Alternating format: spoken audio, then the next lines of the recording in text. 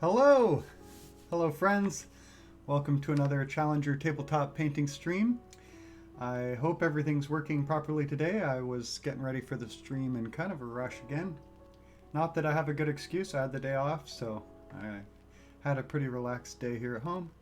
Didn't get out too much, went to the store and got a few groceries, that's about it.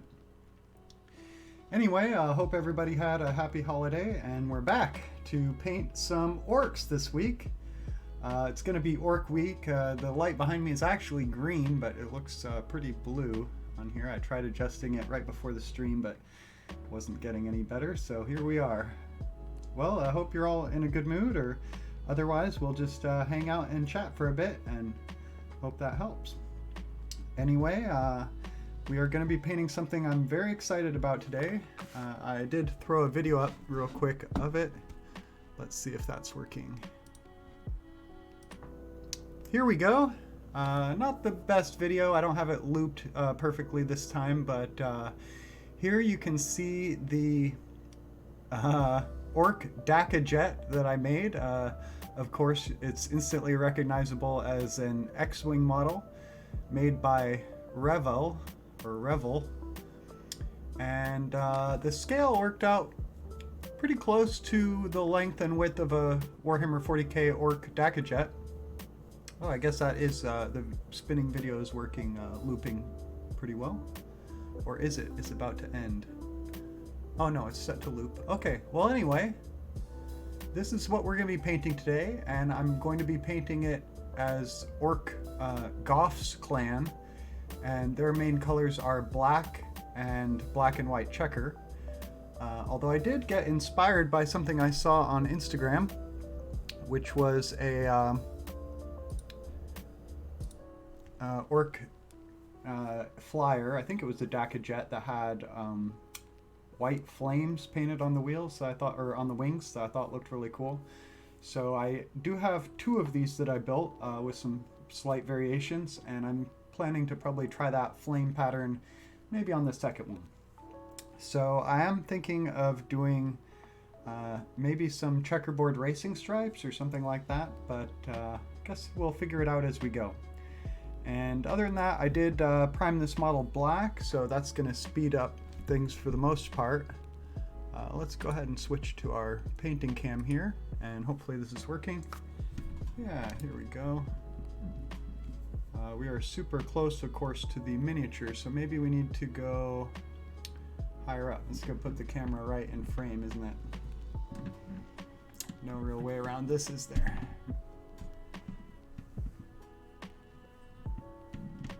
Angle it more from my point of view. It's a little better, I guess. That way it's at least horizontal to the camera. And might want to zoom in just a tad.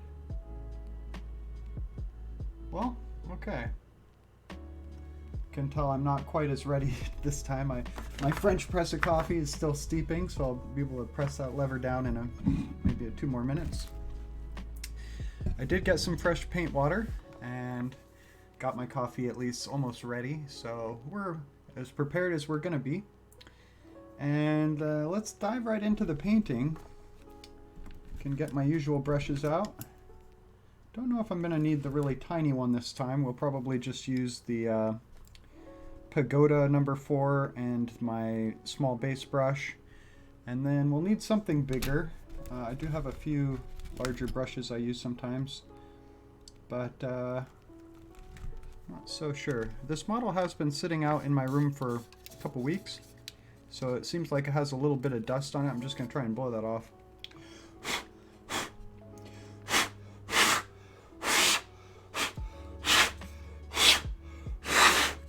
Small amounts of dust can be a problem on a model, so best to try and get that off as best you can. One of the cool things about this model is the wings do open and close like you see here, so that's kind of fun. And I have glued it onto the clear stand, so it's just super glued right onto the bottom of the model.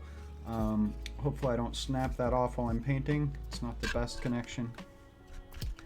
But yeah, so here's my X-Wing, very excited about it. I do have a clear canopy, which I've already painted the sort of, what would you call that? The sort of bars on the canopy.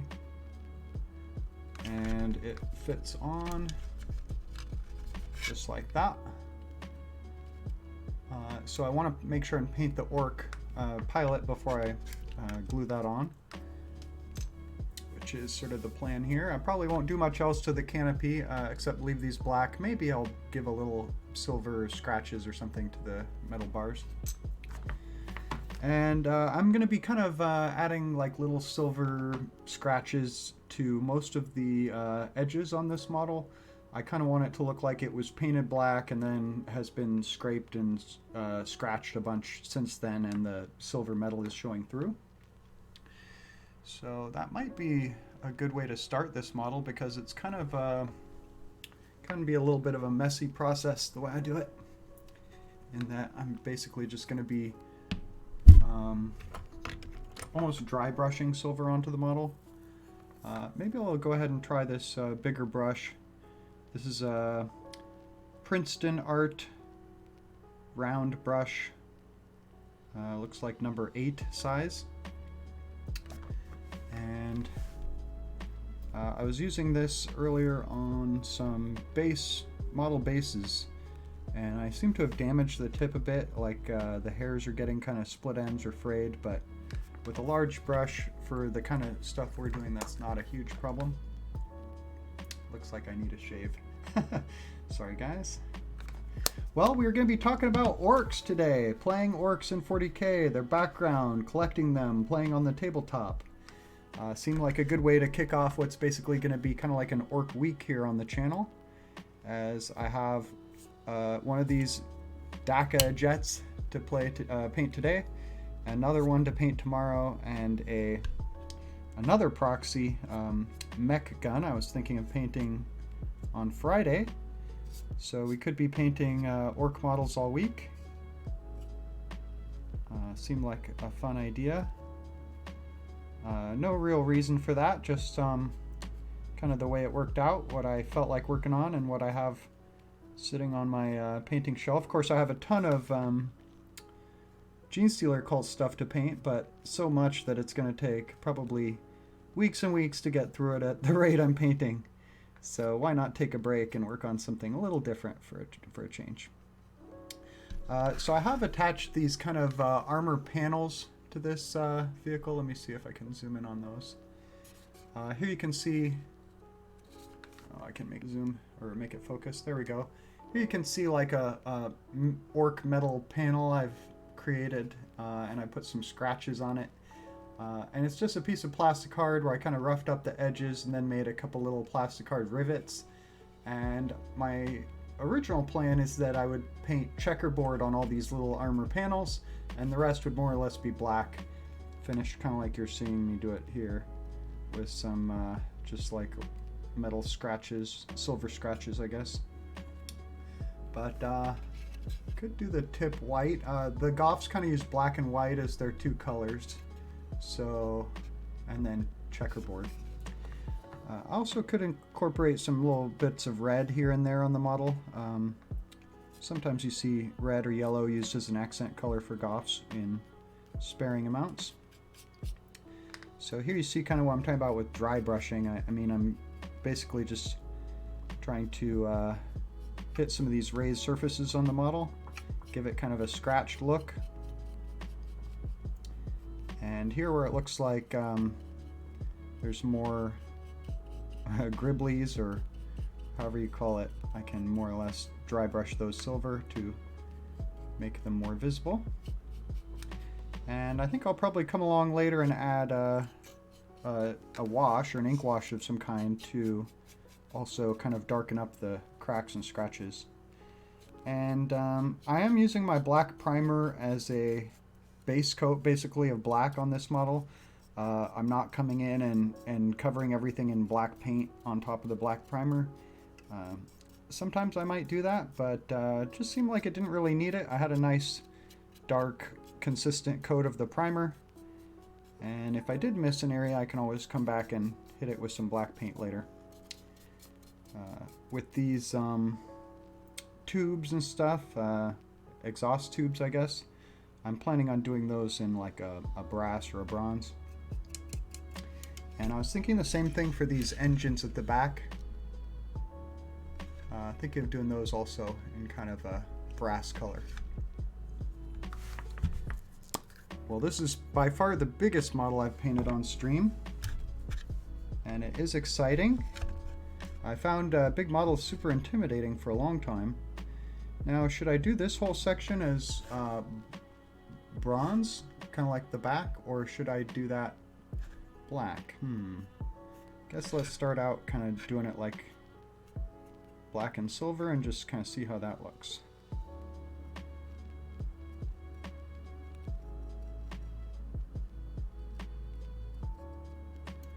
And I like being able to just be kind of messy and freeform with this process. Kind of no way to mess up that way. You're not really going for anything in particular. Adding some kind of like front to back kind of scratches, like it hit tree branches and tree trunks and stuff, and they scratched the paint as they got snapped off.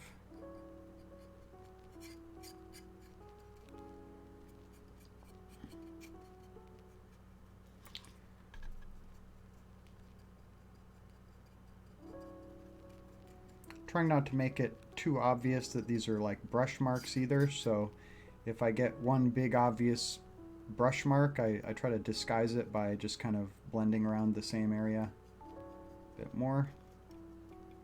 I like how that's starting to look. Now that the brush is drying off a bit more, I'm getting more the look I'm after.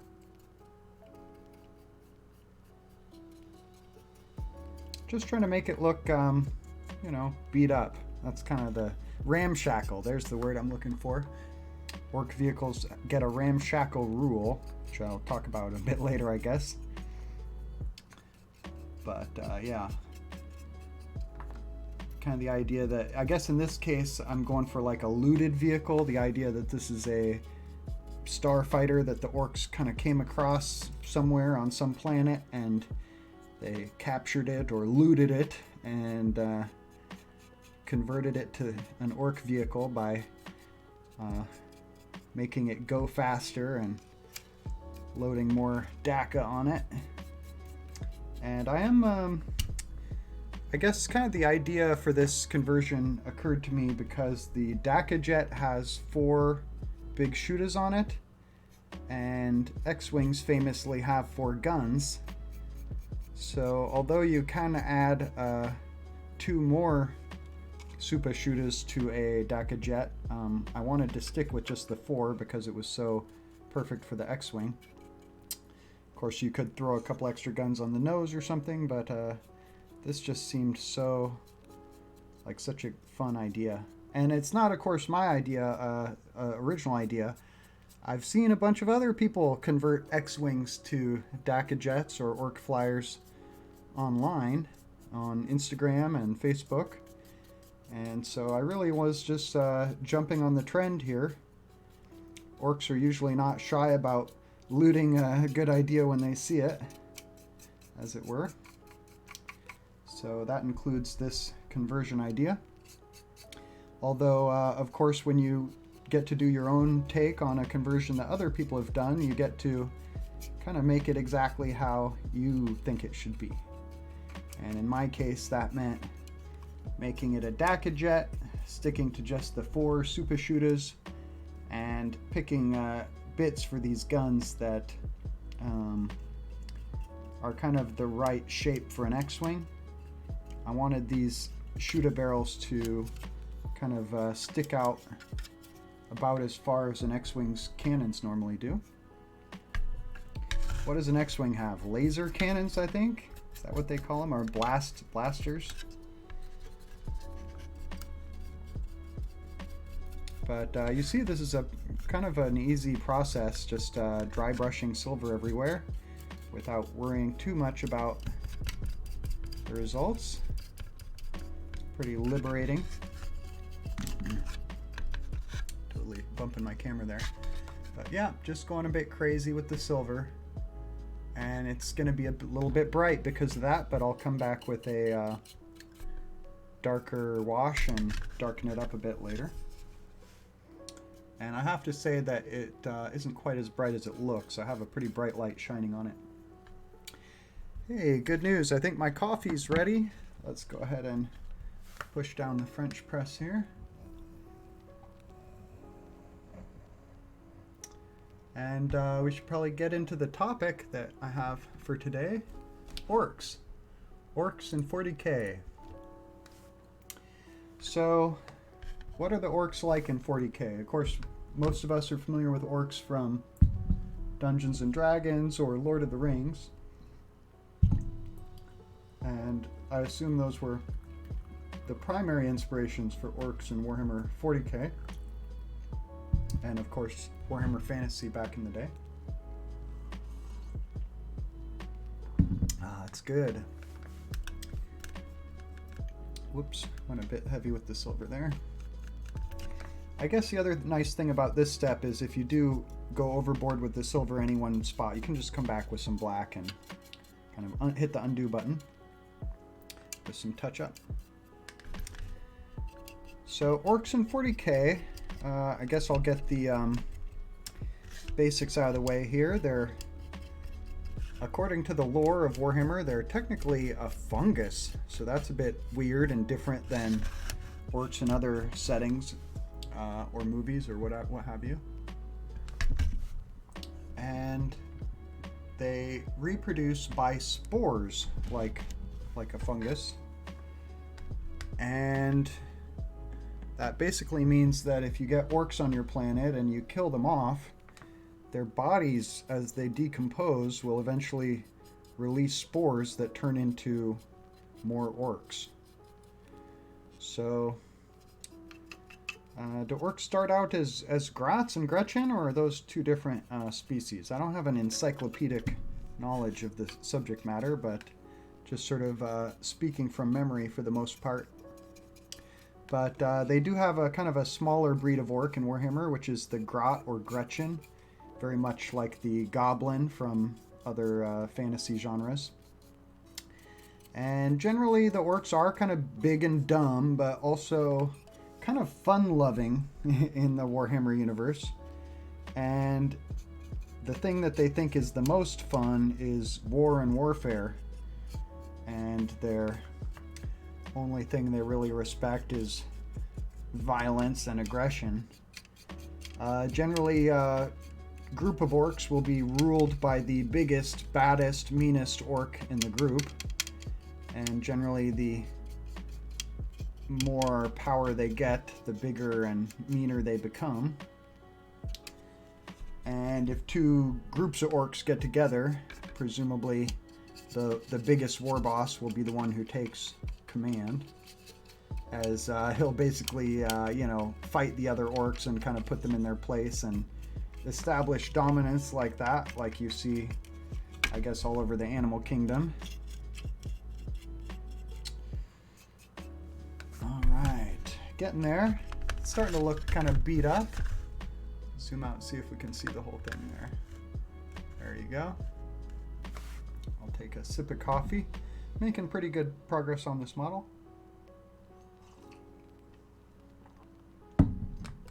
So, orcs love fighting, but they're also cruel and cunning. Kind of fun-loving.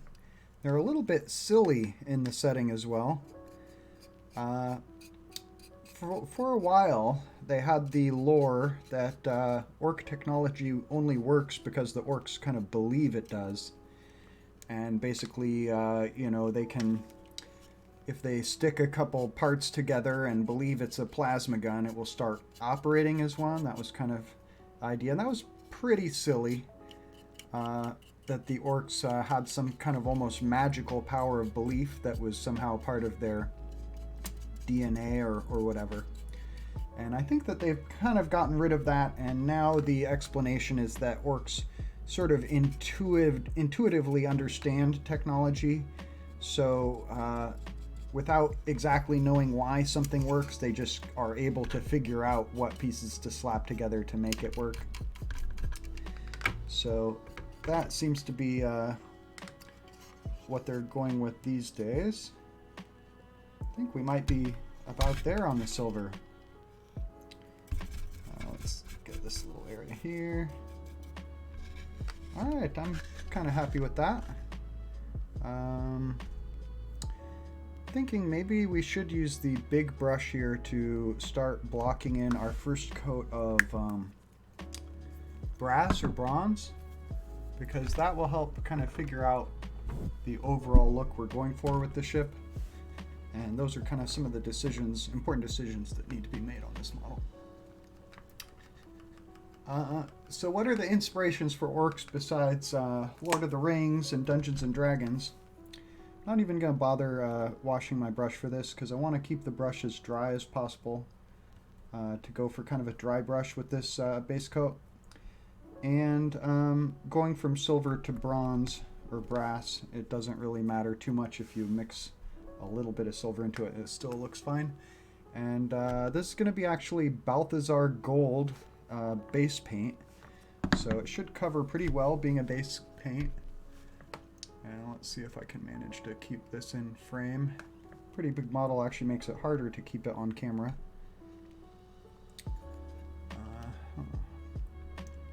Yep, that's kind of an awkward angle for me. So I think we want to actually move the camera this way. And that should make it a little easier for me to keep it on there. So I think one of the inspirations for orcs actually was like British football hooligans, which I don't know if it's still a big thing in Britain, but generally like football fans, of course that's for Americans, that's soccer in Britain, or in the United States we call it soccer, but in Britain it's football, or I guess the rest of the world it's football. And it's pretty much the popular sport over there. I think it's the most popular. I assume followed by cricket and then maybe rugby. But soccer fans or football fans over there got a reputation for being kind of rowdy and unruly, getting super into their team that they're a fan of to the point of starting fights with fans of other teams. And because often they would be getting drunk while they watched the game, this would sort of make them more violent. And generally like a gang of these football fans coming down the street drunk, maybe angry because their team lost, became kind of something that was sort of scary, I think, to British citizens who were more tame and polite and mild-mannered. These kind of hooligans or thugs, usually young guys in a group, were kind of intimidating to the rest of the people who were kind of walking down the street. Kind of like also, I think, was inspiration for A Clockwork Orange, the kind of gang of miscreants in that movie. And so I think that that kind of made its way into the orc faction in 40k in terms of how they talk and the kind of slang they use, and the fact that they're sort of, even though they're violent and cruel, they're sort of fun-loving and just out to have a good time and might even get in a fight just to blow off some steam or have some fun. Their idea of fun, I think, came from the football hooligans. And that's kind of funny to us here in America. I mean, we don't really have the same kind of association with sports fans for the most part. I think it probably resonates more in Canada with hockey fans, who I know have had some high-profile riots after games. But I suppose a sports riot is also a thing that has happened here in the United States, and it's not unheard of.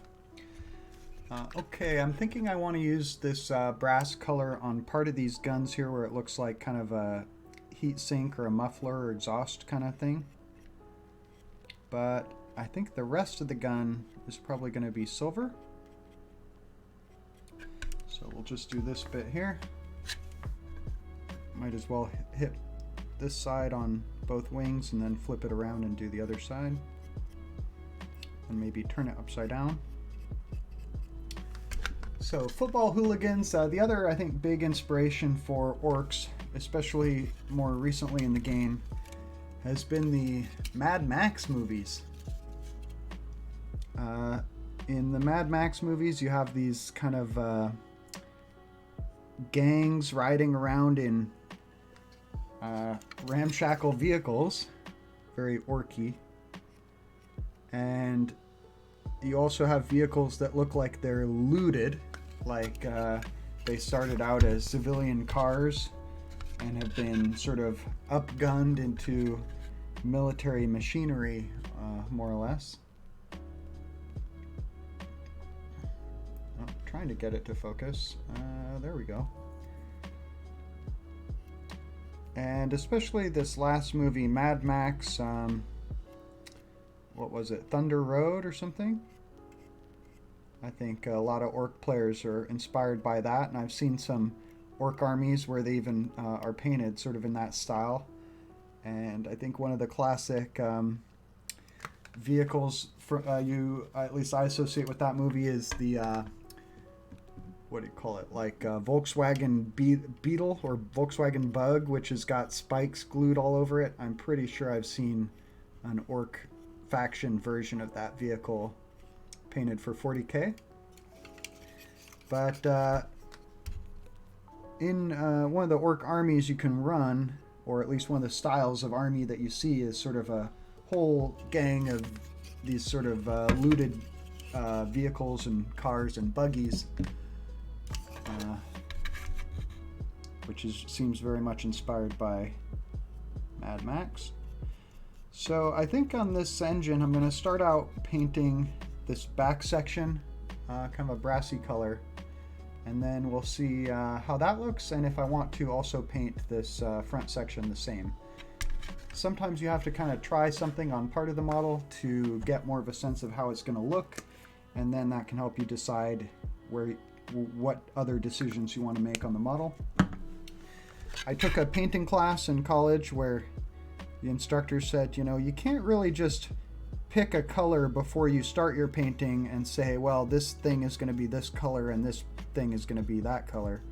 Because as you paint the two colors next to each other, it's going to change how they look. Color is often perceived in reference to other colors. So basically you want to kind of block your colors in to help yourself understand how it's going to look, and then it's not really until that point that you can actually make an informed decision about whether you're using the right color or not. Hope that makes sense, but that's what I'm going for here. I'm going to go ahead and paint this back part of the engine and then see if it looks good like that, or if I think it needs more brass. Of course, this color is Balthazar Gold, but I think it really is kind of more like a brass color. And I like how it's looking.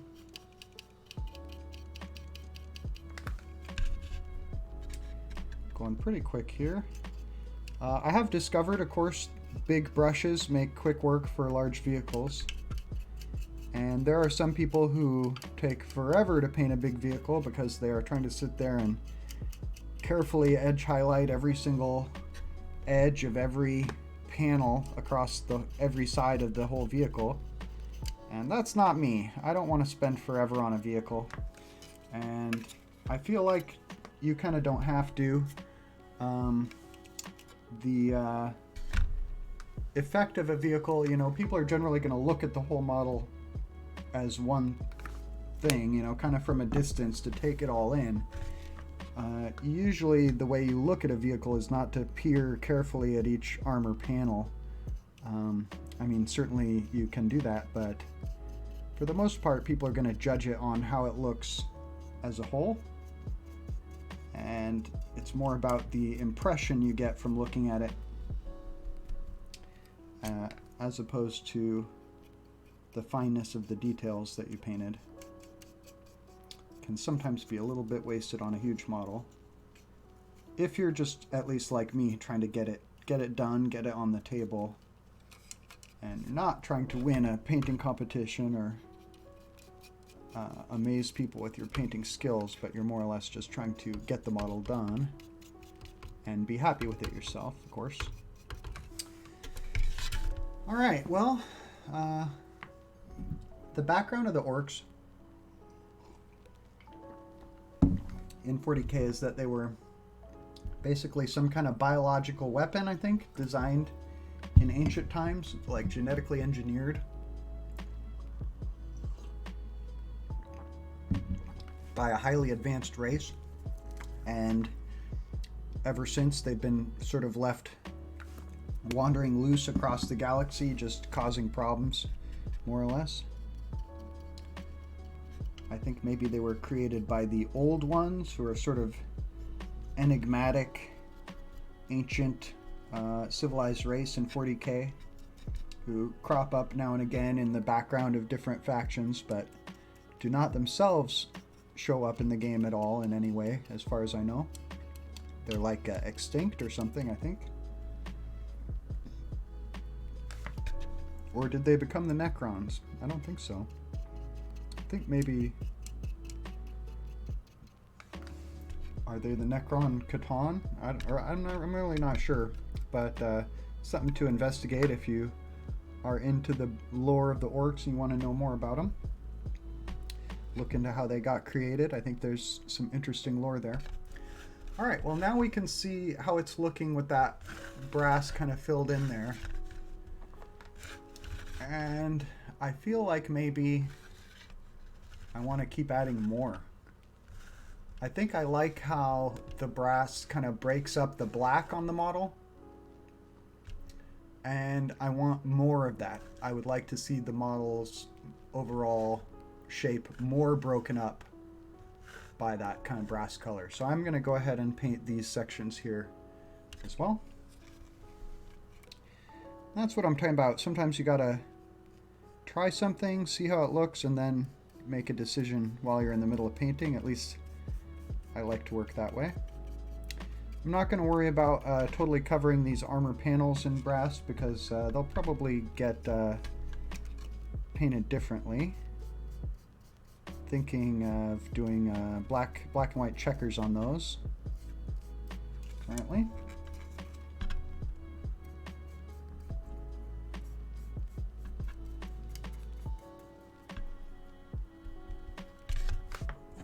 Gonna need some more paint. So the orcs, they can intuitively figure out technology. They love to loot any kind of vehicle they come across. They're very into like firepower. Orc players love to quote a lot of orc philosophy, like never enough DACA or add more DACA. DACA being the, shooting ability. So generally orcs love to just keep strapping more and more guns onto whatever looted vehicle they have.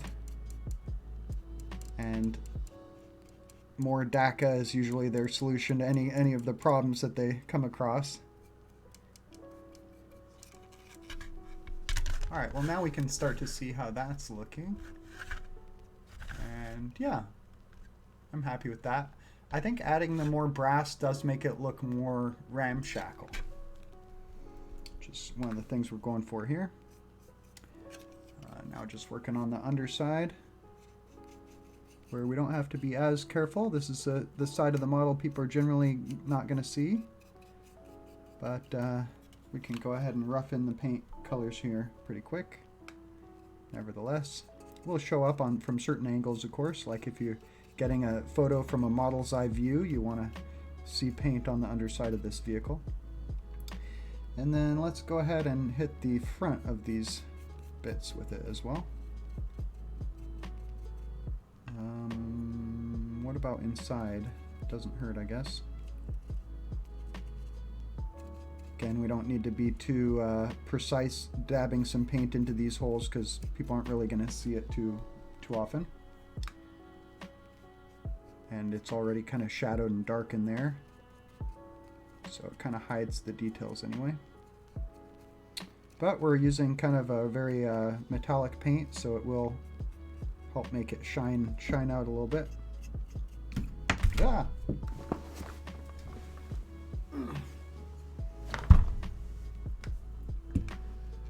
So the orcs do have a variety of clans, and these are kind of like the different styles of orc that you can play in Warhammer 40k.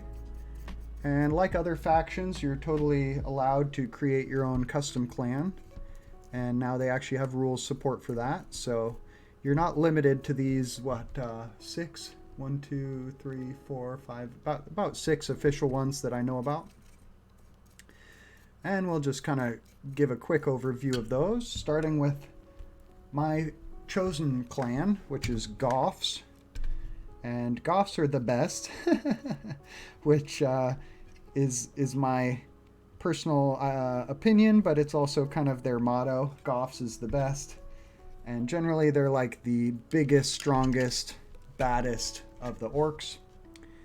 And Goths are actually a sort of an orc pronunciation of Goths, Goths, which is like the clothing and music style goth, which is like dressing all in black, if you don't know. And goth as a clothing style kind of came out in the 1980s, I want to say, and was very popular in the British punk music scene. And you had a bunch of fans of like The Cure dressing all in black in England and Britain in the 90s, or I mean in the 80s, and ever since, really. And it's become kind of a worldwide fashion trend of dressing all in black, facial piercings, that kind of thing. But I think at some point you saw black and white checkers also involved in that clothing style. I don't know if it's not so much anymore, I would say. And now you more or less only see black and white checkers, I think more in like the sort of racing kind of scene. I've seen like black shirts with like a black and white checkered stripe down one side that seem like kind of a racing inspired design. But at least originally, I think that was where the black and white and checkers came from, was sort of the clothing style of people who are into the punk music scene. And I think that in the same way that soccer or football hooligans could be kind of intimidating or even frightening to the British person walking down the street, I think, the group of people dressed all in black who were just simply Cure fans or whatever were probably a little bit scary to them too at one point. And I think that's why they ended up influencing the orcs in 40k. Well, there we go. We got brass filled in on pretty much everything I want to, I think, on this vehicle. Let's see. Maybe I'll also use it on these little ends of the wingtips. I don't know if these are going to be exhaust ports or engines or what, but I think they could be picked out with a kind of a highlight color. Accent color, there you go. And then we could probably hit all of this with ink wash. It's a lot of area to wash, and it would probably use up a lot of my shade paint, but not a problem. Trying to think if there's anything else I want to hit with silver here. I don't really think so. I guess another question is, do I really want to have this be brass as well? Or should I make it black and white checker like I was originally thinking? And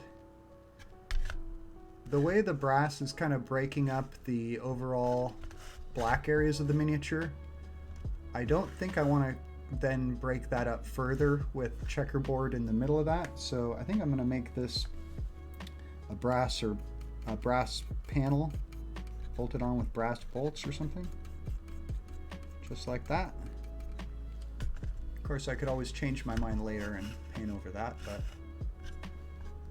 I think that visually is more appealing to me. And some of these areas probably would need another coat, but we can come back to that. Decide again in a bit. Okay, well, making some pretty quick progress there. I'll zoom out a bit and take a sip of coffee. Oh, I guess I'm already zoomed out all the way. I can lift up the camera a little bit.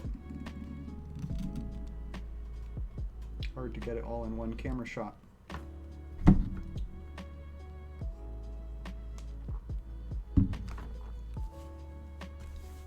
So I think what I want to do is go back to silver and paint some details that I do want all silver. And I think I can keep going with this large brush.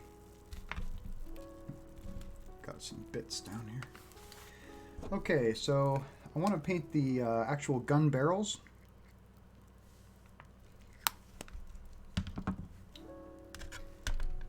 And that shouldn't take too long.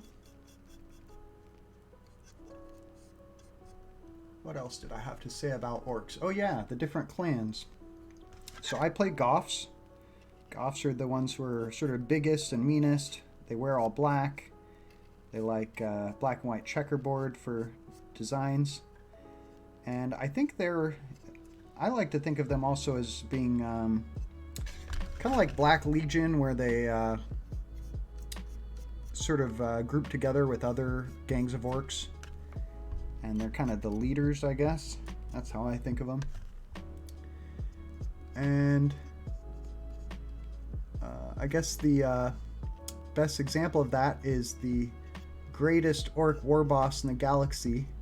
Gazkul Thraka is a Goth. And he's kind of the orc that all the other orcs follow because he's the biggest and meanest of all. Which kind of goes along with the Goths. And when you play them on the table, they are extra strong as melee fighters. So like their strength goes up when they charge, generally from strength 4 to strength 5, making it a lot easier for them to fight against stuff like Space Marines that have a high toughness in melee.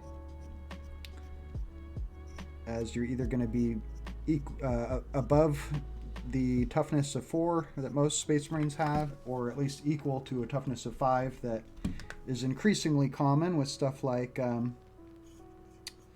heavy intercessors, I know, are toughness 5, which I have to face often. Next up, as far as orc clans, we've got Evil Sons, and they're also one of my favorites, where Goths use primarily the color black. Evil Sons will use the color red for most of their vehicles and stuff. And red is sort of the speed color for orcs. Orcs have some sort of superstitions, like red vehicles go faster than vehicles of other colors. Red ones go faster, they call it. And so the Evil Sons paint all their vehicles red because they're into going fast and being the fastest. So normally when you see orc armies that are focused around a lot of vehicles, they will be Evil Sons and they'll be painted red. Maybe I'll go ahead and paint all these little extra armor panels silver for now. And then I'll come back and hit them with white and black.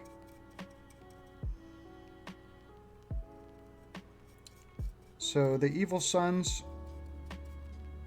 often form speed mobs, which are basically armies composed of all fast-moving vehicles, which is very Mad Max.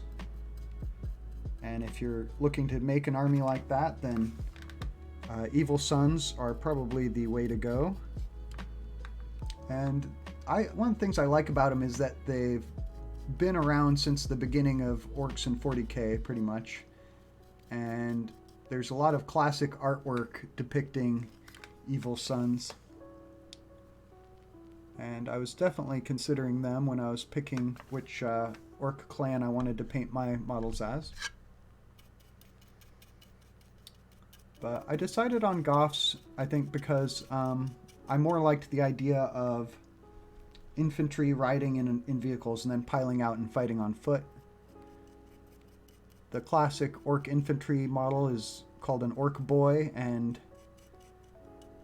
the sort of traditional orc army is composed of a bunch of those. Like literally dozens. Here's another armor panel. Well, there you guys can see some of the custom modeling I did, gluing these little, or creating these little panels and gluing them on. It's a little easier to see them now that they're painted silver. How's that looking? So he's looking very silver, very bright, which is not what I'm going for, but we will be adding an ink wash, probably Nuln Oil, to darken all this up. And I do need to decide, do I want to paint the tip of his nose white? I think that would be kind of cool. Black and white are kind of the Goth colors. So I'm definitely considering that. And the other question is, do I want to paint a racing stripe up the side of the vehicle? Maybe black and white checkers. There are a bunch of things in the way, like armor panels and exhaust pipes and that kind of thing.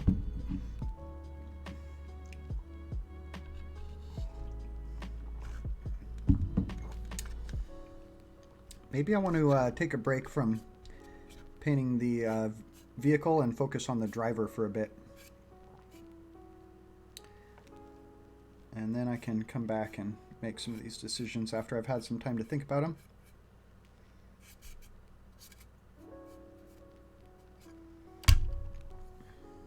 It's easy to just keep dry brushing and dry brushing and dry brushing with this silver. There's kind of no way to know when you've done enough.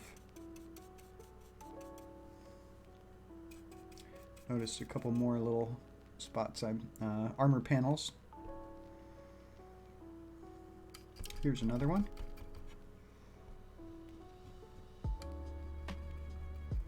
So we've covered Goths and Evil Sons. Probably the next most well-known would be Death Skulls. Death Skulls orcs have blue as their primary color, which is considered a lucky color by orcs. And we've seen that luck manifest in the past with the Death Skulls getting like, what, extra hits or... usually they have some chance to avoid damage, like an invulnerable save or something like that. And also other things about the Death Skulls is that they're sort of the best or luckiest at looting vehicles.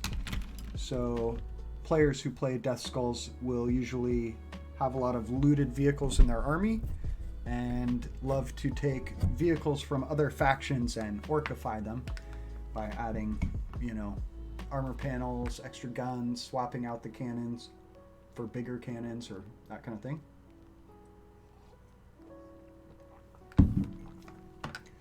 And then I'd say what we have left is probably the three less popular ones, or less well known. Starting with Blood Axes, who are like Blood Axe Commandos, and they are sort of the orcs that specialize in infiltration and being sneaky. But I think that Blood Axes also kind of take inspiration from other armies and are sort of more serious about warfare, if I remember. And I've definitely thought about painting up some Blood Axes or commandos for my orcs. I like the idea of starting the game with some models in the middle of the table who have infiltrated before the battle. Especially orcs who are kind of strong in melee, but have a hard time sometimes making it across the table into melee. The idea of starting in the center of the table or just 9 inches outside your opponent's deployment zone seems like an appealing idea. It occurs to me I don't have my orc skin colors out, as I haven't been painting orcs in a while. I do like Lorien Forest as a highlight color for orcs. Or I guess it's just Loren Forest. And Wa Flesh makes a pretty good orc base paint for skin tone. So we're going to be painting this orc pilot, and we're going to start with his flesh tone. So I need a smaller brush for this. Let's see. I think, yeah, let's do the small base brush. And we do want a little bit of water on the brush, but not a ton. Just enough to water the paint down a tad, as we're still trying to get very good coverage from this base paint. I can zoom way in on this part to show you guys what I'm doing. Just going to be painting his face. And I think he might be wearing gloves. So that might be it here.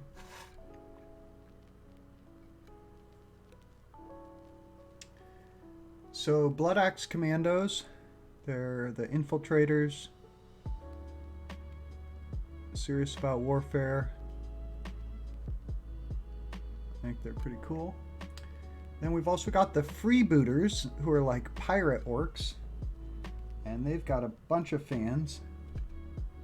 And who doesn't love making anything pirate themed? Hopefully you guys can't hear that car alarm or something going on outside.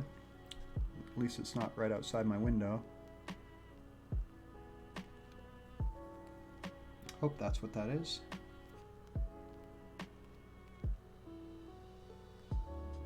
I have been painting the orc lips more like a purple color. I may do that on this guy as well. I think above his goggles, he's probably got a leather cap of some kind. So really he doesn't have a lot of face exposed. And then I think I do want to paint him as having gloves. But I also kind of want to make this guy and the second orc pilot a little different from each other. So maybe I'll paint this guy as having bare hands, and I'll paint gloves on the other guy. So orc freebooters, I think that in the lore, the freebooters actually sometimes fight for other people. Like they can be mercenaries. But I don't think there's any reflection of that in the game of 40k. I don't think anyone else gets to ally with orcs. So yeah, kind of sad that orcs are a faction with no allies. Every once in a while, I think they team up with other people in the lore, either as mercenaries or if the situation gets too desperate. I think orcs are not above a temporary team up of some kind against a bigger, badder foe.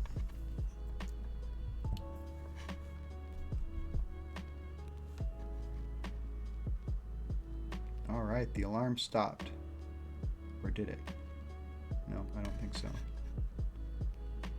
Just taking a break. So does he have kind of a pig nose? I think so. I think that's what's going on there. This is a orc pilot miniature I got ordered from Cromlech, which is one of these companies that makes miniatures that are just close enough to Warhammer 40k that they can be used for the game without having an actual license or agreement with Games Workshop, the company that manufactures it. Which has kind of been interesting to see. And they do make some really fun, amazing models, and this one was just perfect for what I needed. I don't think I could find an orc miniature made by Games Workshop that would fit in such a cramped cockpit as this. So there's my base coat. I can actually come along and do the highlights on this pretty much right away without even waiting for it to dry, which is kind of called wet blending, I guess. And in this case, I'm just going to dab a little bit of a lighter green on top of what I've just painted, where the light would be kind of hitting it. Don't need to be super precise. You're only going to see this guy through a windshield canopy, so you won't be able to get a super clear look at him anyway. Make sure I get his chin highlighted so it's more visible, because it's kind of shadowed down there. Then I'll just sort of dab a little bit of this on the hands and call it good. All right, so there is our pilot already like halfway painted. Probably want to do a little bit more on him right away just so that we can start to get him kind of finished. And I think that means going back to silver paint in order to paint some details on his goggles. We'll just kind of give them a little silver edge. Whoa! Oh, I needed to use a smaller brush maybe for this. Some cleanup will be required, I think.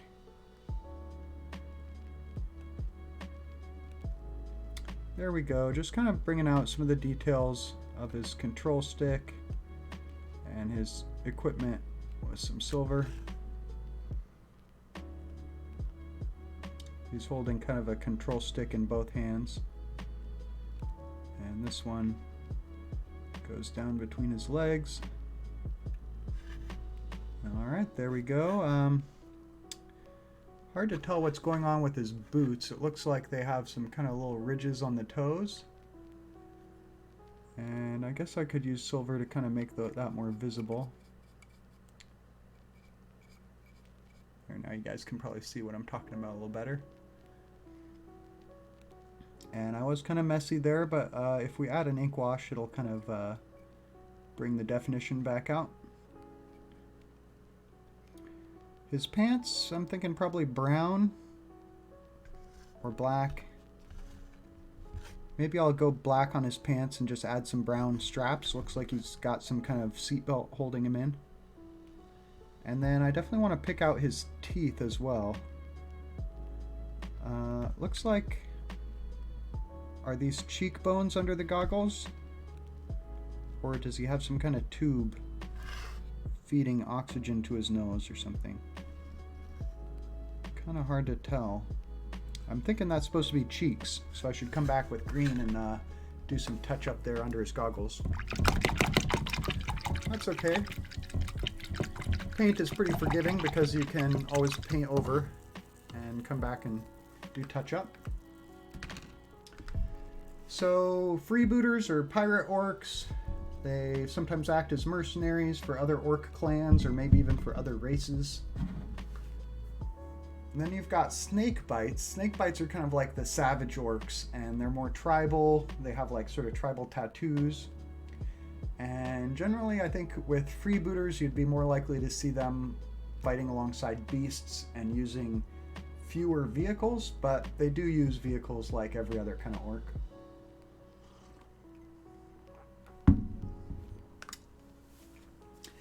So that's Goths, Evil Sons, Death Skulls, Blood Axes, Freebooters, and Snakebites, the orc clans. And I feel like there might be another one I've left out, but those are at least the clans you can choose in the current edition of the Codex.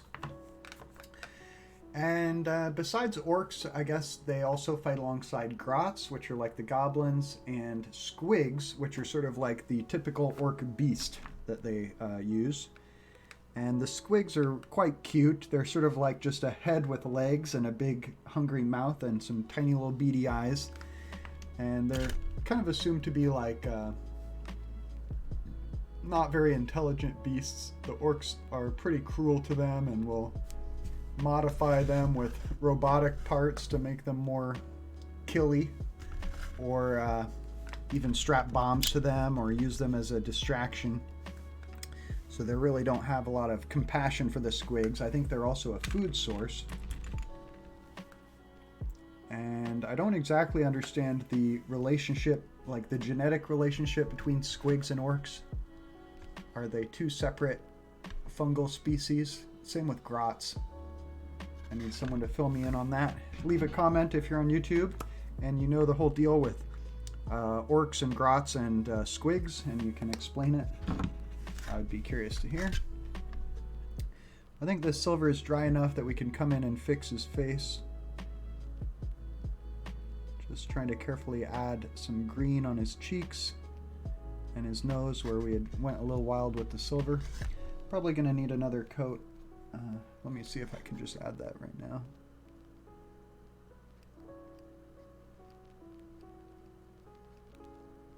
Maybe it would be a good time to paint his teeth. Maybe his bottom lip too. So for the bottom lip, I think I'm going to use some Screamer Pink. I've been using this on my Gene Stealer Cults characters as a flesh tone for them.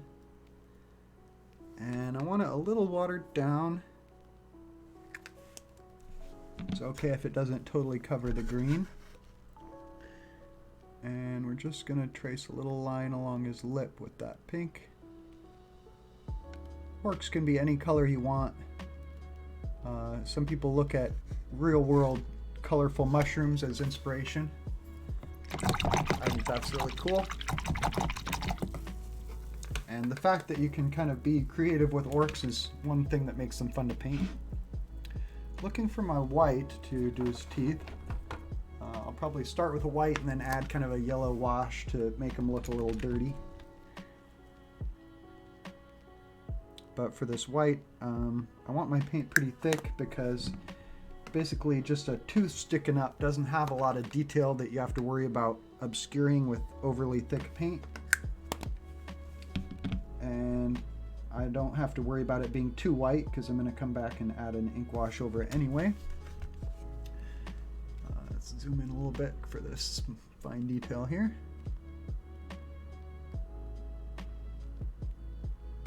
And I don't even need to worry about hitting the whole tooth because really I just need to create the impression of teeth. Like that's all you're going to really see through the canopy.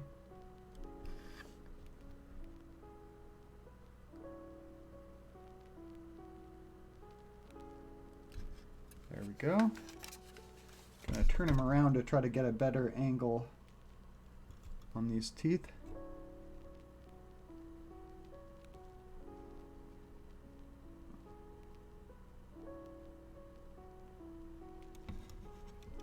Alright, there we go. Are you an Orcs player? How long have you been playing Orcs? For me, they're my most recent 40k faction. I've been playing Orcs just about for maybe coming up on 2 years now. I think I started Orcs around the time the pandemic started, and maybe just before. And my idea was originally to scratch build all the vehicles and make a whole army of scratch built vehicles. And by scratch built, I mean starting with sheets of white plastic and cutting them into shapes and gluing them together to make vehicles totally from scratch. Which is a bit different than kit bashing, which is gluing different model kits together. This would be working with no model kits at all and just making 100% original vehicles, but making them the right size and shape to count as different vehicles from the game. When you're playing at home with friends, that's generally allowed. The only place you might run into trouble is maybe at like a Games Workshop store or a tournament. They might have rules that don't allow you to bring scratch-built models, so that could be an issue. Let's take a little quick break from painting for a second to decorate his base a little bit. I have some red sand here that I'm going to be gluing to the base with super glue.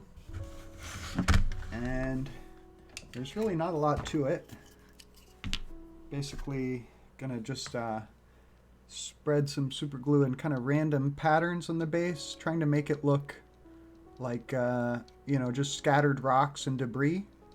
And I'll make a few bigger patches, but I basically don't want any of it to look too regular or uniform or like it was drawn on with super glue. So just trying to sort of keep it random here, doing kind of my impression of Jackson Pollock making a splatter painting.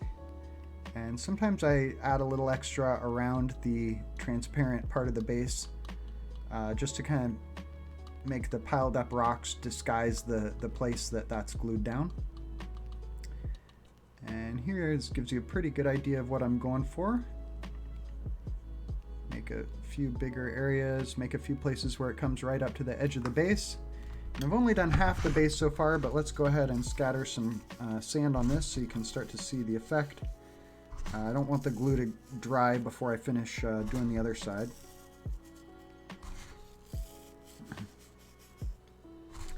Okay, there we go. I've got a nice layer of sand on there. And then it's just a matter of kind of tapping off the excess back into the pot here. And you can see the effect it's created. Tapping off all the excess, trying not to get it all over my work table, but kind of unavoidable. Well, there you go. That's the effect I'm going for with the sand. Trying to basically just texture the base in a way that looks kind of natural and varied. Now, either my super glue is empty or I somehow glued the tip shut. There we go. Okay, it's working again. So just going to keep on scattering some more glue on the other half of the base here. And then we'll have the base textured and we can paint that a little later. We don't want to use the paintbrush on the base while there's still wet super glue, as it will basically ruin your brush very quickly. And I seem to be running out of super glue here. Maybe I can hit up the supermarket before they close tonight. I did get a model in the mail today. My brother gave me a Amazon gift card that I decided to use on some Warhammer models. I got a bomber for my Drukhari. No, I wasn't planning on gluing it up tonight, but who knows, maybe might be fun. It's you can see it behind my light there in a white box up against the wall behind me. I've got that Drukhari Void Raven bomber and a, what else? Storm Speeder back there waiting to be built. Storm Speeder for my Dark Angels. And sitting on the table, I can't really see it, next to them is the Falchion super heavy tank that I got for my Dark Angels that I'm very excited about. And so maybe we need a Dark Angels week on here for me to paint those. I also have a Storm Talon that's waiting for paint. Got it secondhand from someone on Facebook who saw I was interested in them. That was pretty cool.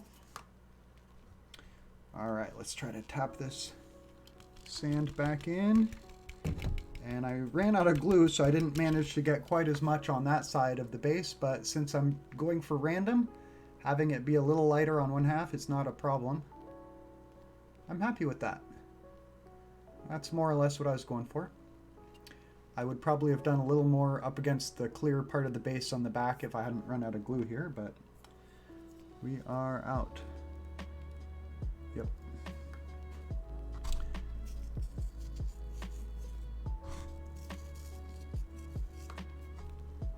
Okay.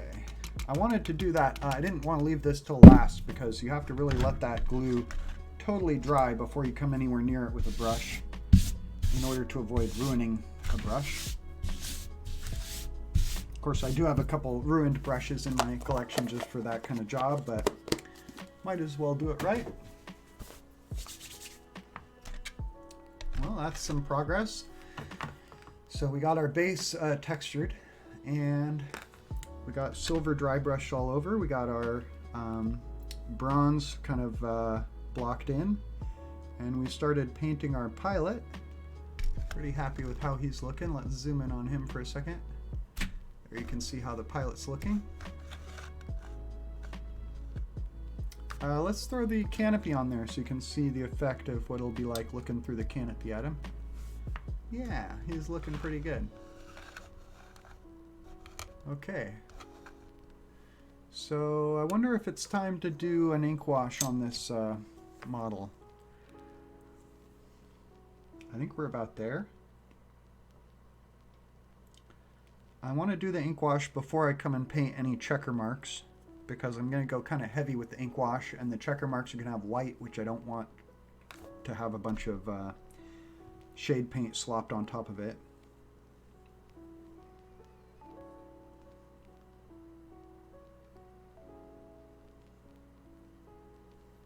Oh, let's zoom out a bit.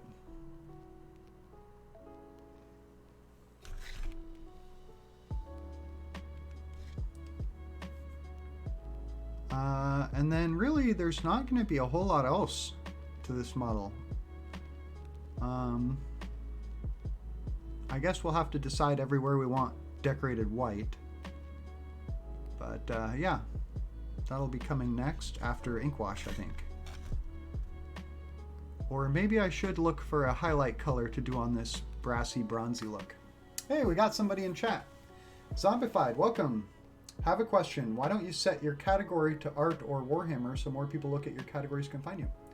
I'm pretty sure I have it set to Warhammer. That was my intention. If it's not, that might explain why I don't get a lot of people finding me. But yeah, I think of the two, setting it to Warhammer seems like the better idea because it's like a smaller category with fewer people in it. Do you agree? Oh, it's not set to anything. Well, thank you so much, Zombified. I really appreciate you letting me know that. I'll try and make sure my streams are set to Warhammer in the future. And I found a paint to do some highlights on this brass. We're going to use brass scorpion layer paint here. How's it going, Zombified? Are you doing some hobby stuff tonight? If so, what are you working on?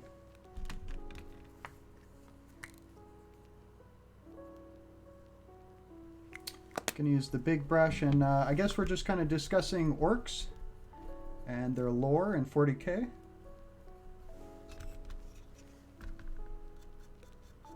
Yeah, this is gonna work, I think, pretty well. It is coming across as like a brighter color than the base paint I had down.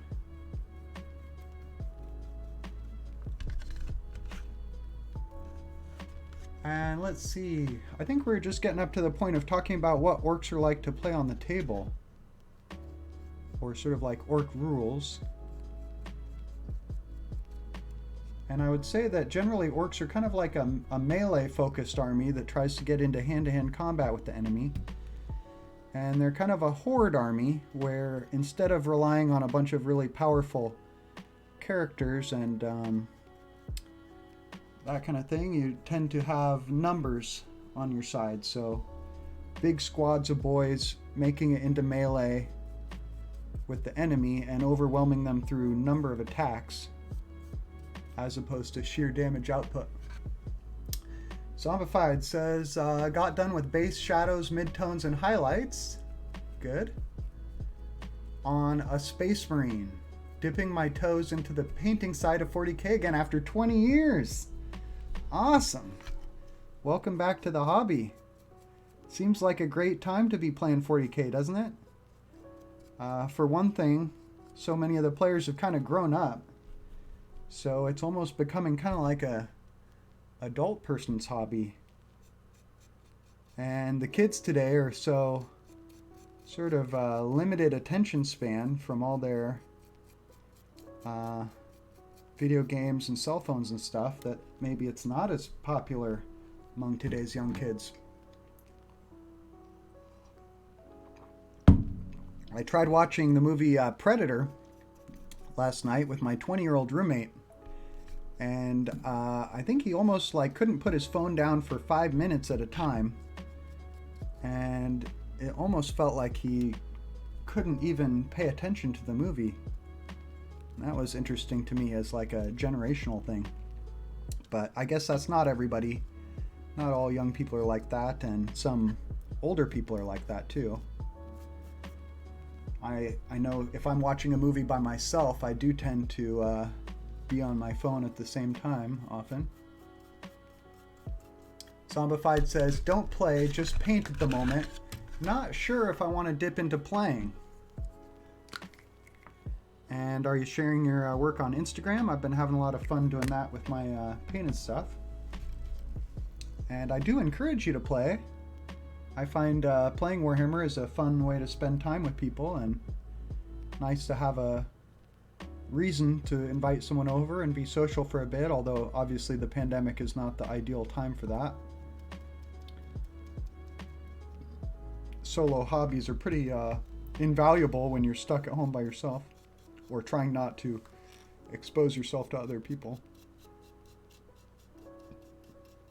Not that I think people are doing that out of fear. I think it's more like trying to be socially responsible and do your part to help the situation that has negatively, in fact, impacted so many people.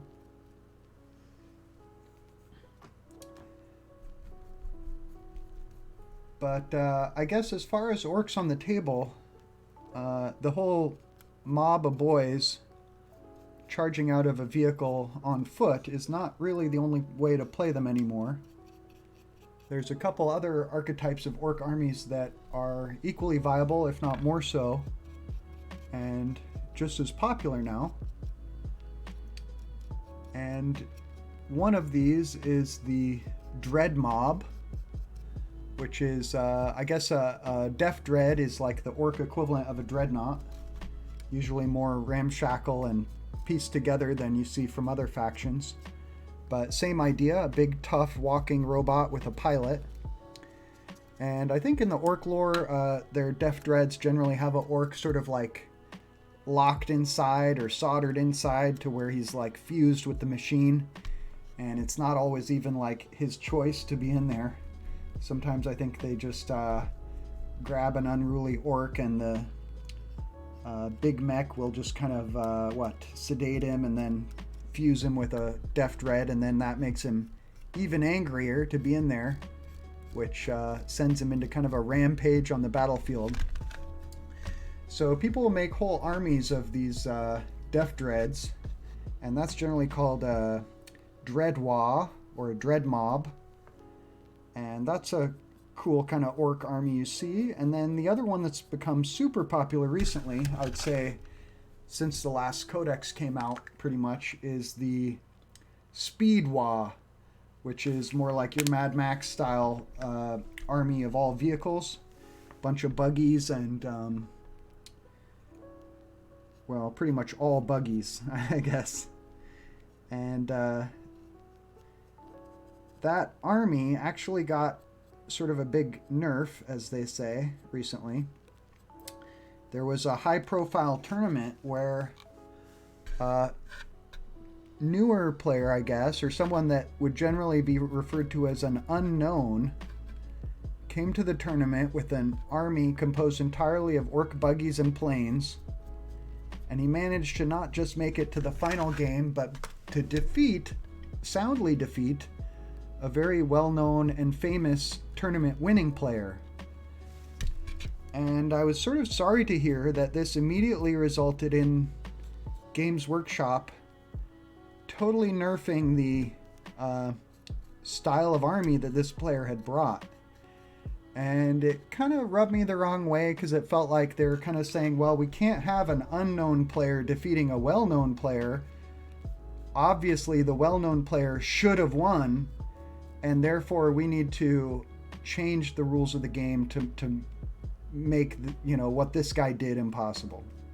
And that just kind of seemed like, really? You can't have an unknown player winning a tournament? Is that really such a problem? Zombified says, the lore is interesting. If I did play 40k, I'd have to go with Necrons because I find them interesting. That's cool. Necrons are super interesting. And I actually was planning on playing a game against Necrons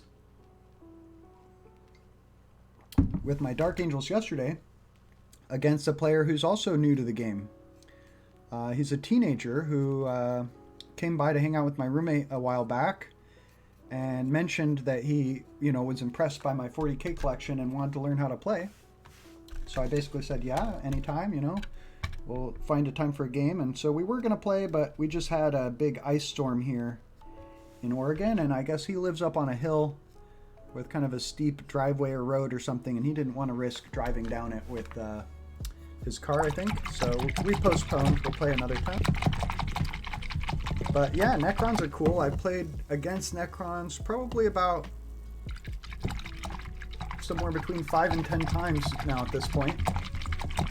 I used to play a cool guy named David who had Necrons that he'd painted black, but very artistically, with like green highlights or what's the word I'm looking for? Green accents, I guess. And I think he had painted like sort of object source lighting, so it looked like the green was reflecting off the black armor, and it looked quite nice. Played against him with my Dark Angels, and then my friend Mark has started Necrons as his second army. I gave him some Dark Angels to get him into the game, and then the first army that he chose to collect all on his own was Necrons. And that was, I think, around the time, was it the Indomitus box came out that had Necrons in it? So I think he used a bunch of those to get started, and he's been having fun with them.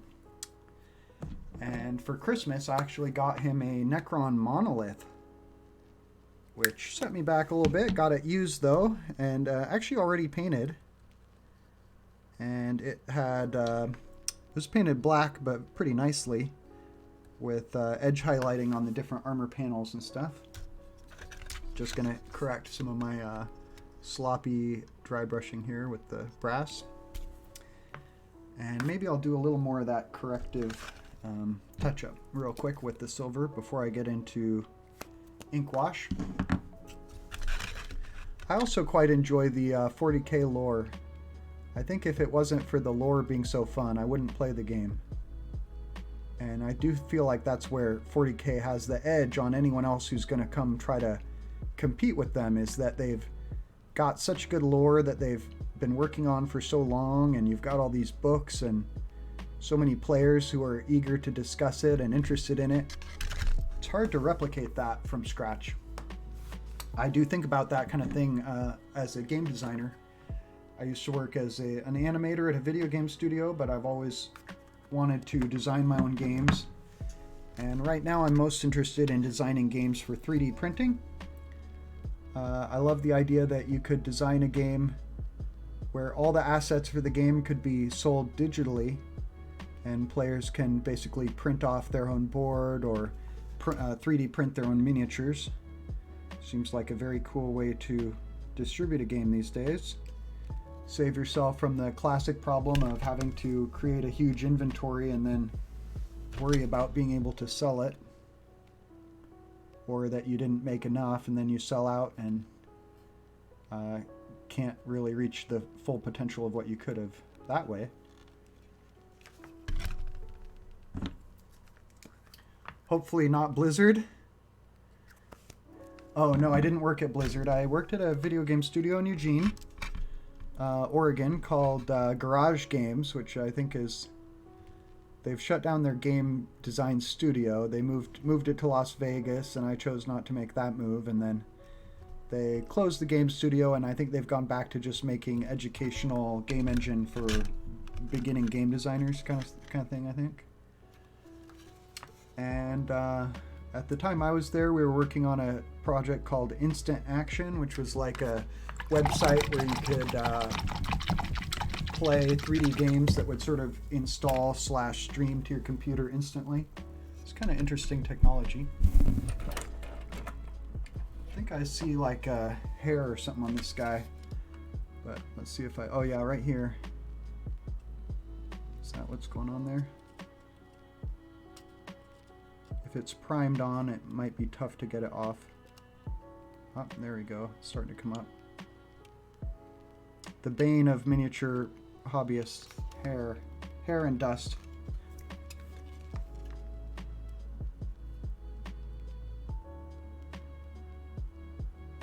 I think that pretty much got it. Sorry about that, as I totally bumped my microphone and camera.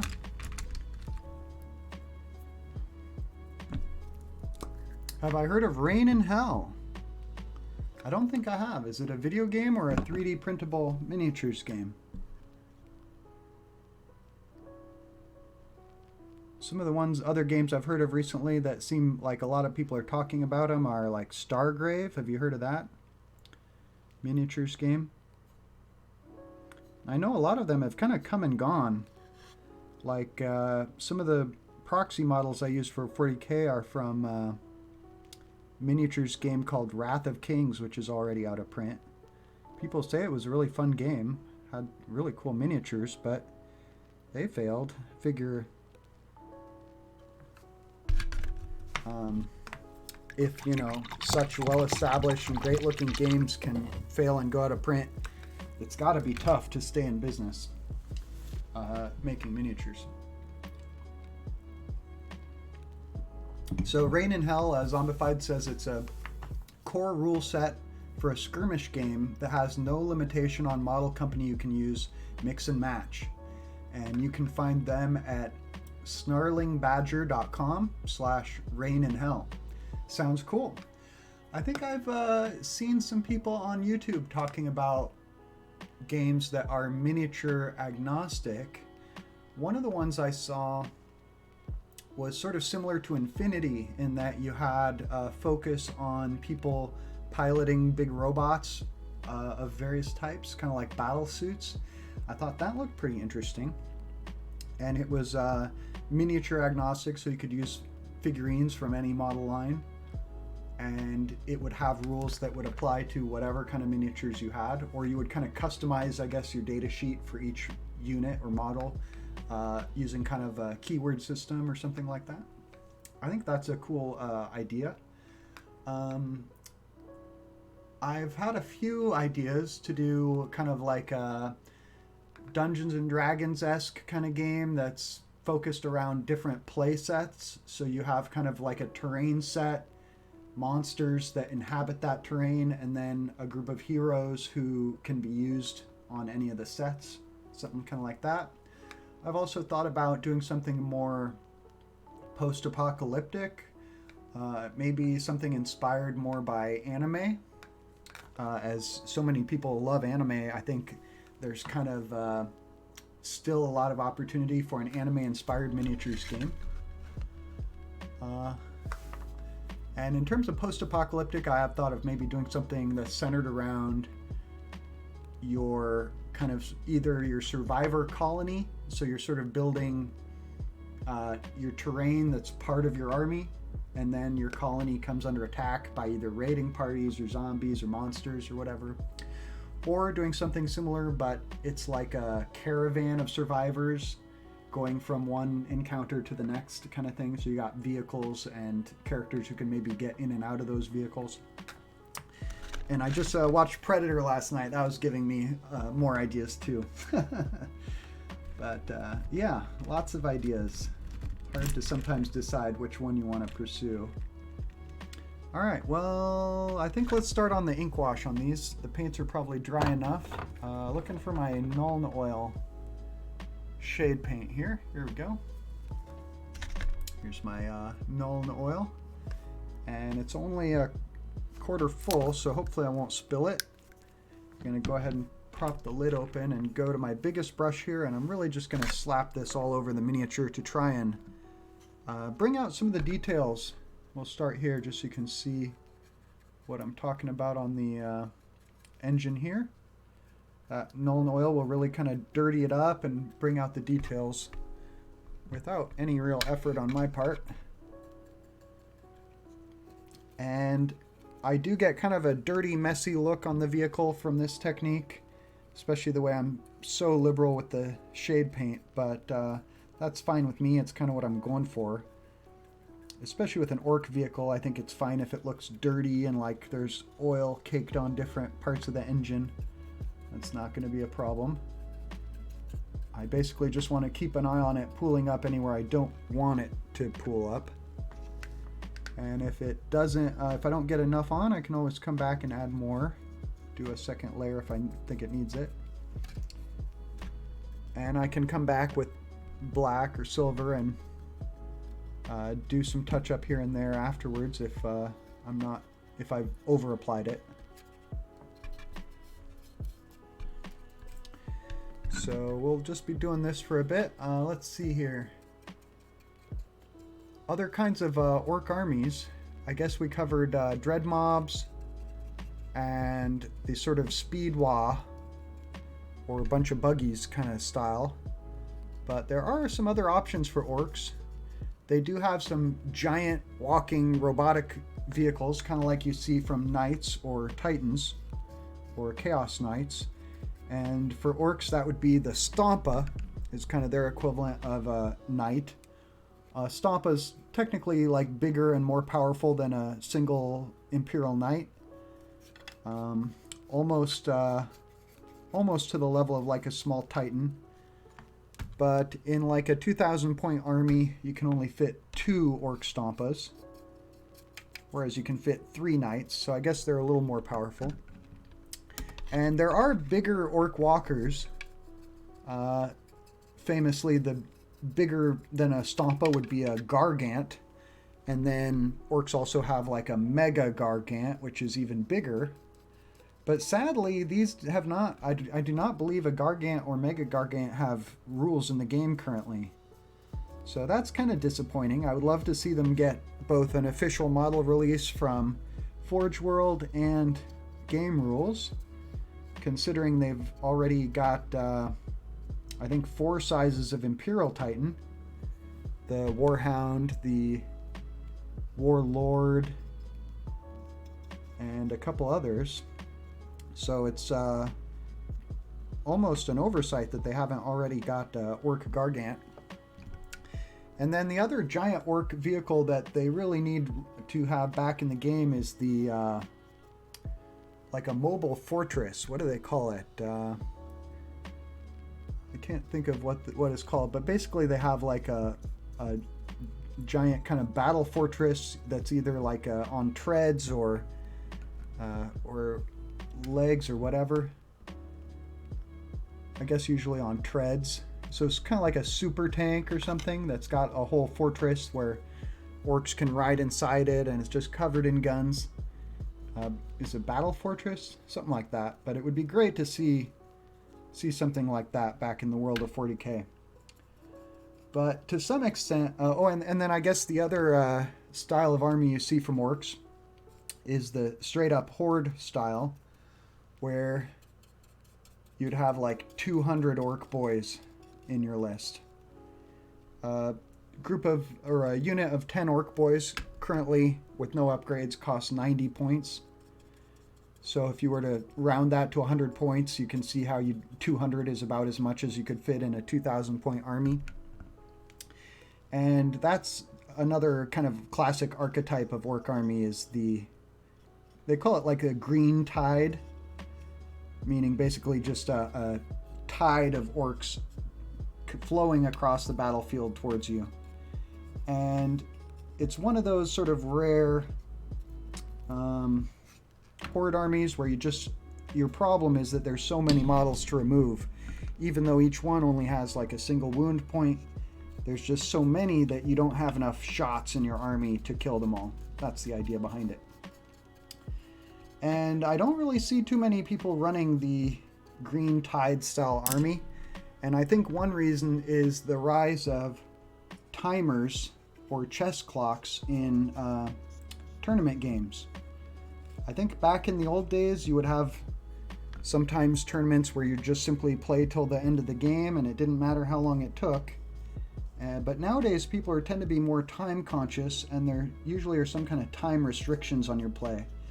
And if you do have an army of 200 Orc boys, they might take so long to move and to attack with that you simply run out of time and lose the game because of it. So that's one reason you aren't really seeing people play, I think, the Green Tide so much anymore.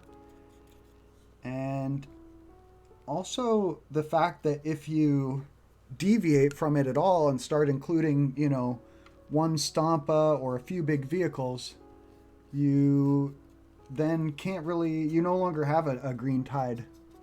Zombified says, if I remember right, 40k has no model limitation as long as it fits in your point value. That's right. And Grots are even cheaper than Orc boys. They're just 50 points for a unit of 10, so you could potentially have over 200 Grots in your army. But they're so terrible, I don't think it'd be a good idea. Some Orc players are pretty bent out of shape around Grots going from 3 points each to 5 points each. You used to be able to get a unit of 10 for just 30 points, I think, before the current codex. And some people are questioning whether they are still worth taking at all. But I do feel like grots are pretty useful because one of the main ways you score points in the current edition is by having units complete actions. So generally a unit that's having to complete an action can't fight. And if you're going to have a unit that's spending a turn not fighting, it really needs to be the cheapest unit possible to stay efficient. And so I think that's where grots still have a place in the game, and maybe that's why their points got a bit of a hike, is because having a spare unit that can, say, come in from reserves off the edge of the board and then immediately perform an action that gets you victory points is pretty useful, more so than in previous editions. All right, let's start throwing some shade paint on the main body of the X-Wing here. What color are you painting your Space Marines, Zombified, or what chapter are you going for? You said you enjoy the lore of the game, so that makes me especially curious. I've just done a couple episodes on Space Marine chapters, starting with the first founding, most popular chapters, and then moving on to kind of like less common chapters that are slightly more rare. For Orks, I've gone for a Goth clan, as you can probably tell from this black X-Wing. It's a practice, so box art Ultramarine to get better at basics. That's cool. Nothing wrong with Ultramarines, especially in the era where they are the only faction of Space Marines that has, or Loyalist Space Marines that has a Primarch who you can play on the tabletop. I've seen some very cool paint jobs on Gilliman. Usually you'll see people paint him blue as in classic Space Marine colors, blue and gold. But some people have been painting him either as their own chapter of Space Marines or giving him like some kind of elite armor like white or silver or something. And I also talked about how no matter which faction of Space Marines you pick, some people will make fun of you, and for one reason or another. So, but I won't. I think Ultramarines are cool. More power to you. If I was going to live in the 40k universe somewhere, I think Ultramar would be a pretty good choice. Seems like the citizens in the Ultramarine Republic have it pretty nice, in terms of like some human rights and some decent technology. I think they even have television and other kinds of modern amenities.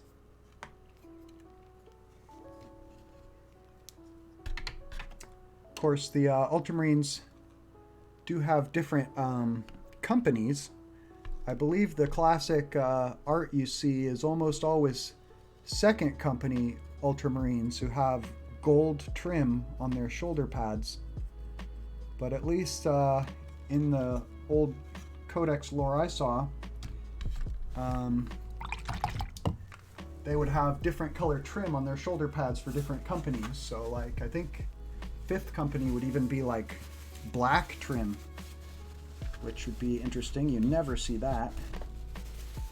Well, I started to drip this wet shade paint down the clear flying stem of this model, which is not what I wanted, so I'm trying to dry it off my hands and dry it off the model before it sticks.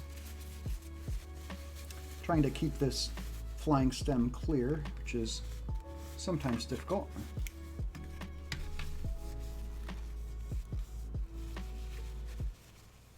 Okay, I think disaster has been averted.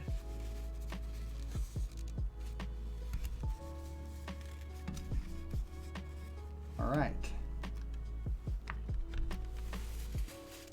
Back to slapping shade on this guy. Although I think we're getting there. Hit all 4 of the guns on the wing tips. Done the underside of the engines. Oh, the back. That might be about what I have left to shade on this first pass.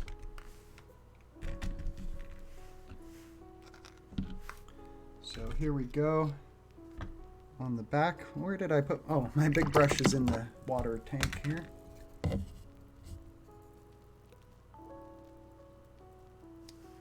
So I would say one of the problems with orcs is that they tend to rely on numbers, and their actual troops aren't especially good.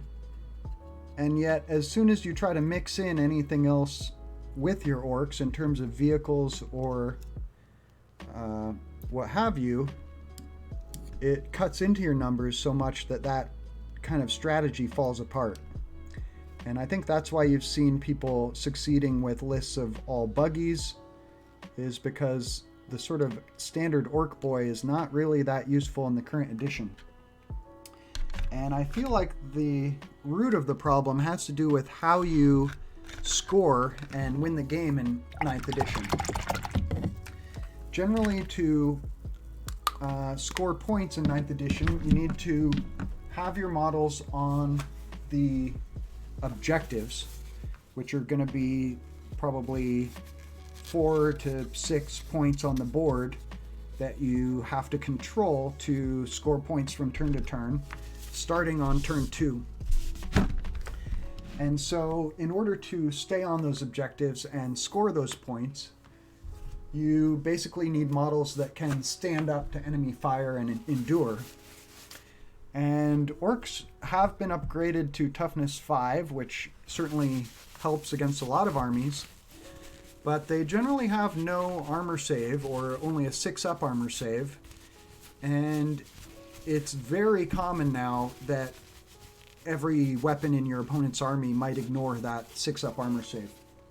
So, like, personally, I've been playing a lot against Imperial Fists with my orcs, and they have Tactical Doctrine for 2 turns of the game, which gives all their bolters -1 armor piercing. So at that point, I have no save from my 6-up. And furthermore, the Imperial Fists always get to ignore the armor bonus from being in cover. And so the result of this is that sometimes, like maybe turn 1 and turn 4 and 5, I get a 6-up save on my orcs. And then any other time I get no save at all. So that's pretty rough. It's pretty common that my opponent, he uses a lot of heavy intercessors armed with Hellstorm bolters. So those are 3 shots, assault weapon, so he can advance and still shoot it, 3 shots to max range. I think they're like 30-inch range, so he's pretty much always in range of my guys. And he'll usually do like a squad of 10 of his intercessors will do like 15 wounds with no saves to a unit of orcs. So if that's a squad of 10 orcs, they're wiped off the board, no save. And if I get 6-up save, it's not going to make a difference either.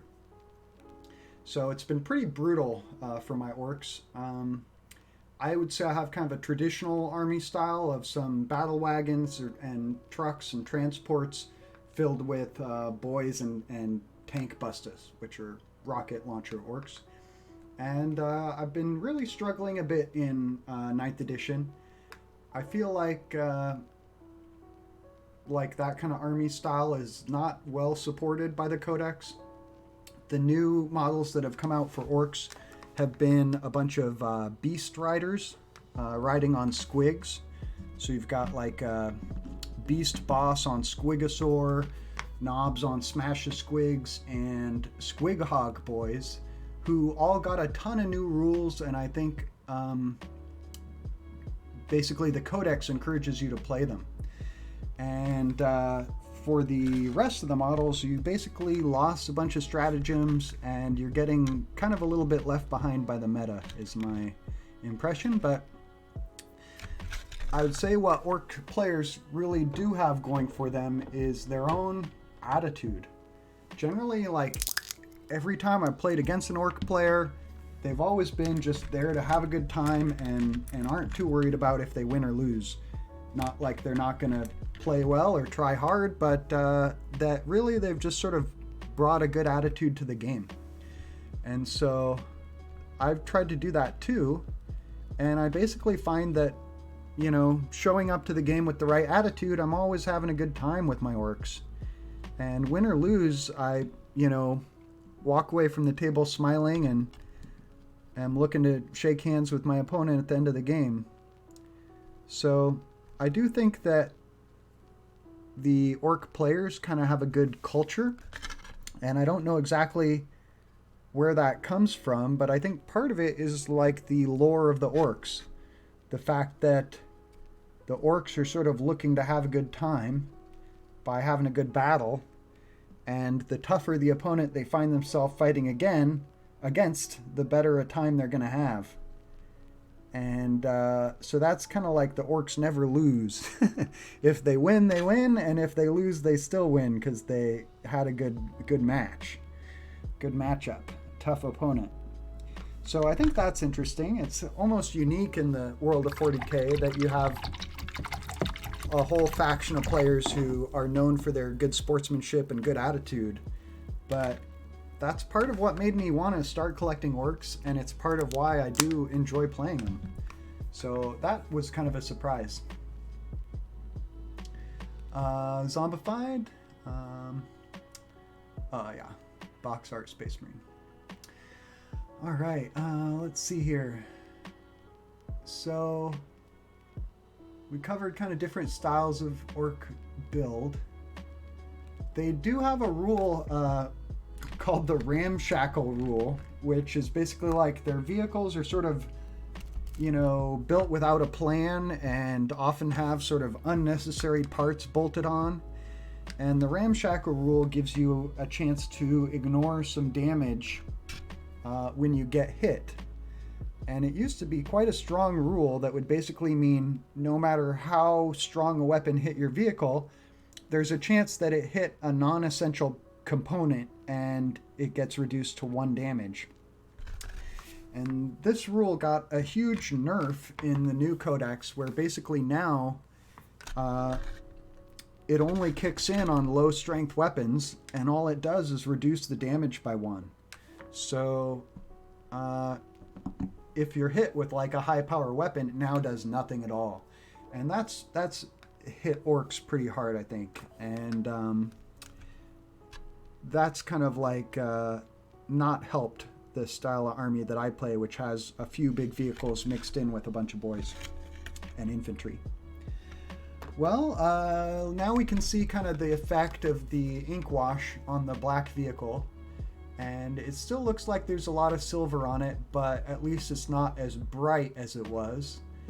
And we do kind of have to let this ink dry a bit before I can do much else there.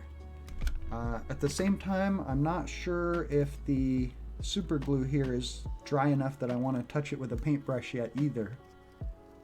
Just feeling it with my finger, I'm picking up some loose sand, but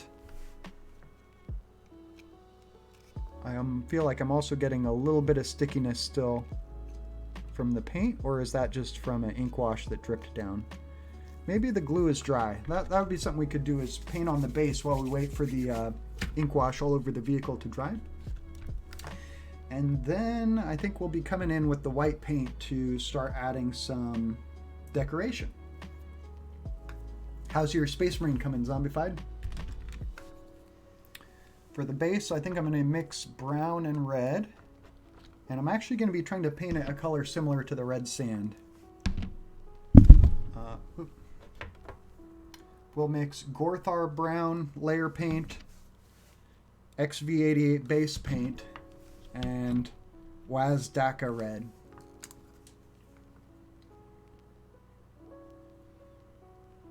And sticking with the big brush for this big base. Going to be trying to slop the paint on really thick so it kind of creates a blend between the flat areas and the sand.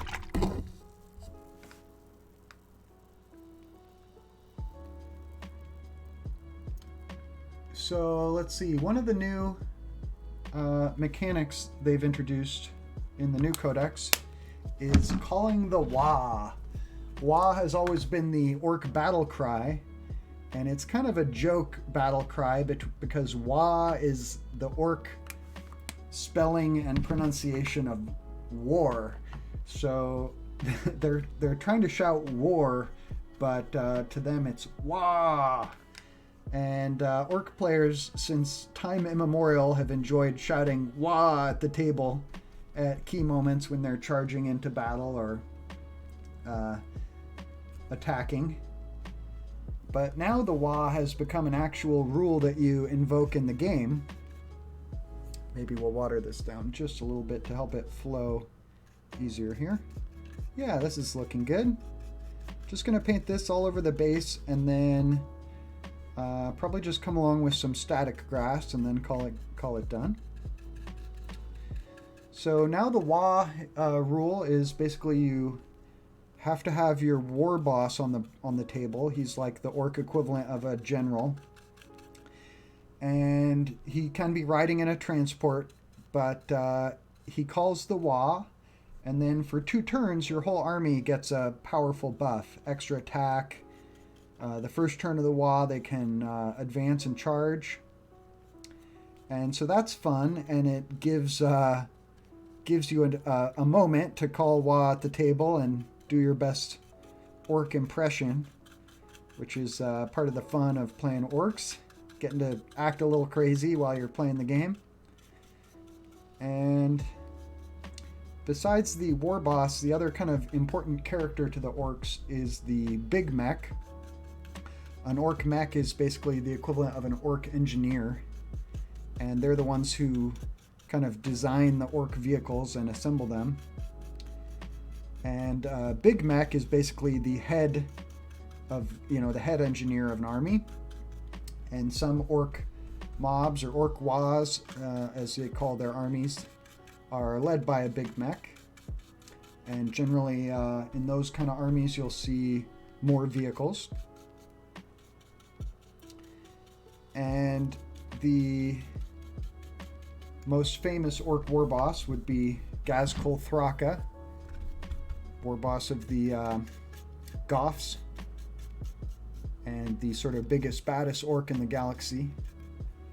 And there are a few other orc named characters. I have one in my Goth army who is Boss Zagstruck. And Boss Zagstruck is a Stormboy leader. The orc Stormboys are basically jetpack warriors who have a rocket strapped to their back, which they use it to launch themselves into combat. And Boss Zagstruck is like the most famous and badass of the orc Stormboys.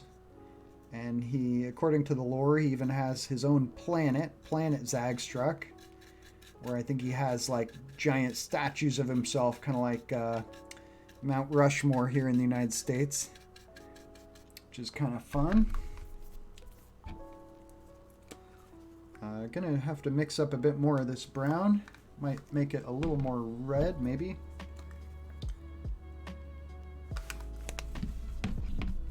There we go. It's okay if it's not exactly the same color as I finish this base, as a little bit of variety will make it perhaps look kind of more natural and organic.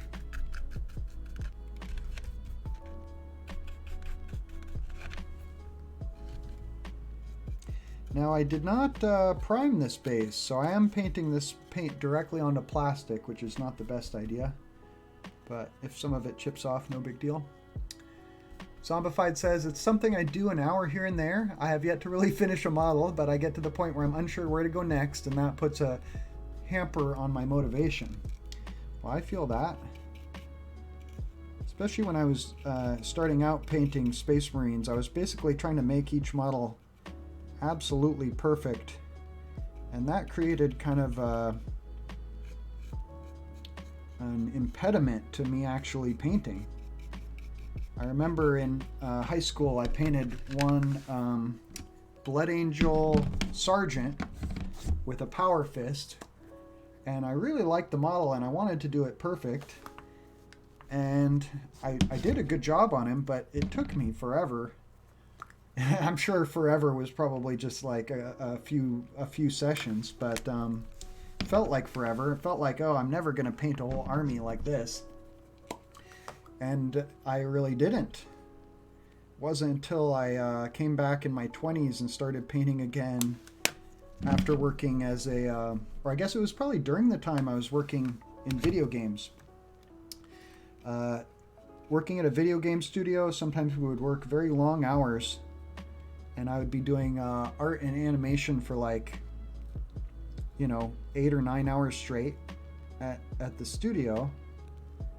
And that kind of taught me that I had the endurance to paint a whole Warhammer army if only I could replicate that kind of long art session at home. So it was around that time I started working on my Dark Angels again. I guess I switched at that point from Blood Angels to Dark Angels. Hunted down all my Warhammer miniatures from my drawers and closets at home, the basement, and tried to figure out how many actual models I had that could be assembled, and I probably had about 50 infantry. And at that time I bought the Space Hulk board game with the idea to convert all those, 15 Terminators you get in the board game to Dark Angel's Deathwing. And that was kind of the inspiration for my new Warhammer project. And I found that, sitting in front of the computer with some entertainment going, I was able to power through and eventually get all of them painted up. But I did definitely lower my quality standards from that one Blood Angel I'd painted back in the day. And I definitely had my goal to be to simply get everything painted rather than to have them all painted perfectly. But a big part of that was just developing the endurance to sit down and paint for 2, 3, 4 hours at a time. And then also helped a lot to batch paint and start painting 3, 4, 5 guys at a time instead of just one. And the big thing that helps with batch painting is just that for each color you're painting, the first model you paint with any one color, you're kind of trying to hunt down all the places you need to paint that color, and you're having to make a lot of decisions. But then as you move on to the second and third, fourth miniature with that same color, you've kind of already figured out everywhere that color needs to go. Just as an example, if you're painting like brown or black leather holsters for their pistols, once you've painted one holster, you kind of speed up on doing the second, third, and fourth. And if you're moving straight from one miniature to the next, just painting that one little detail, by the time you get to the fifth one, you're really knocking it out pretty quick. And that's the power of batch painting in my experience.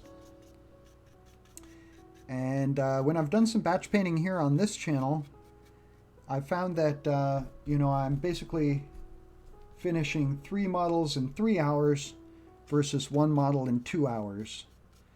So if you do the math on that, what would that be?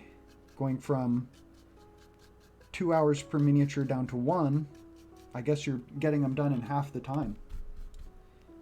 But you're spending a third longer per session, maybe. So there's some trade-off there. But that's my recommendation, painting in batches. Hey, we got Nicholas Thor Martin in here. Welcome. I know this guy. It's my cousin. Great to see you, Nick. Welcome to the stream. Great to see you in chat.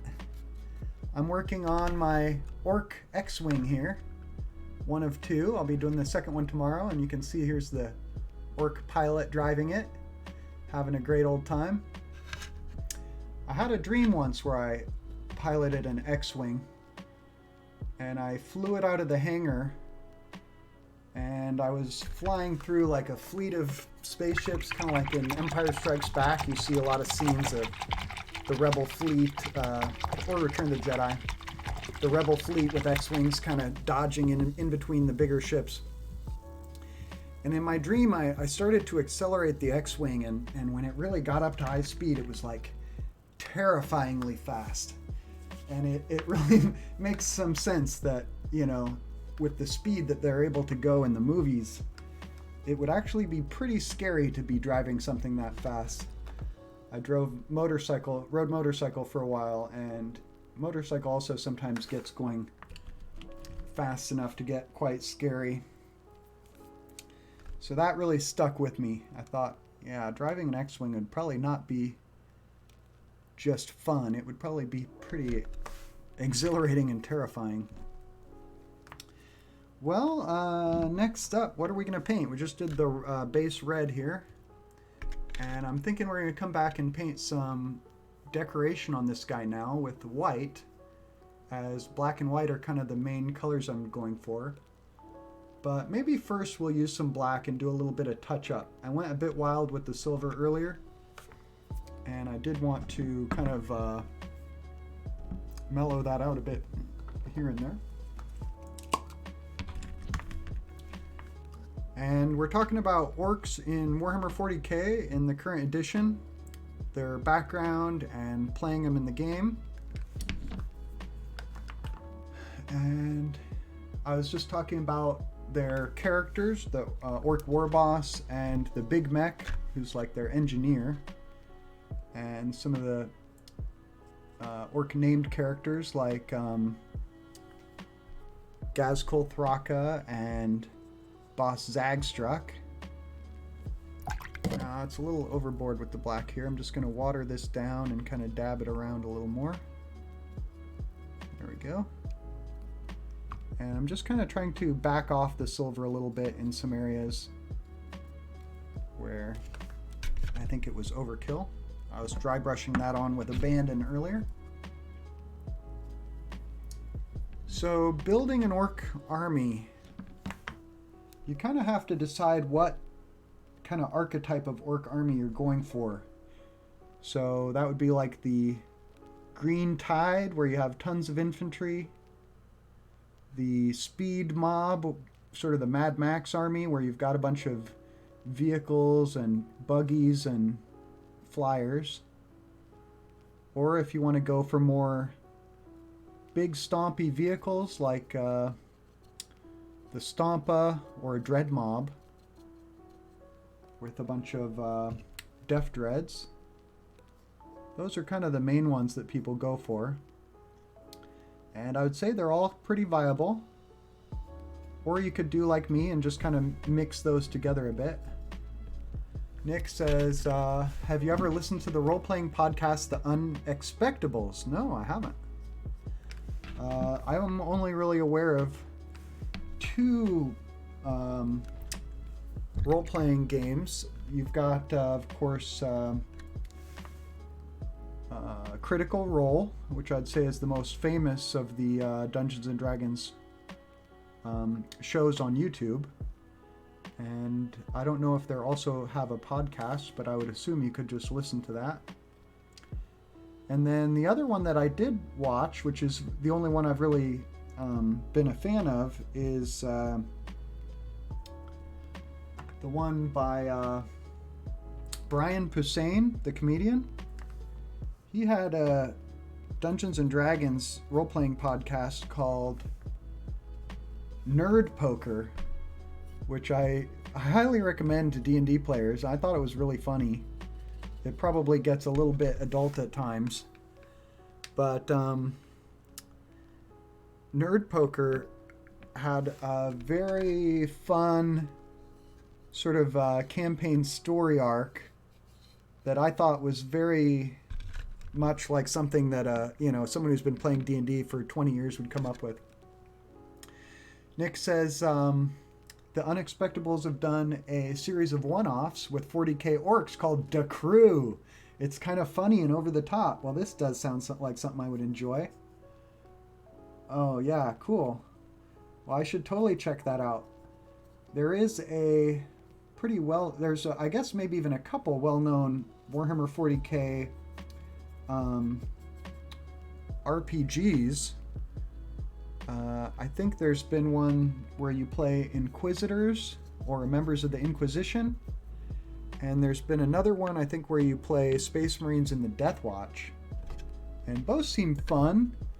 I've heard players joke that their sort of game master was just trying to kill them the whole time when they played these games, which is funny. Not always what you're looking for in a role-playing game, but maybe sort of fitting with the grimdark setting of Warhammer 40k.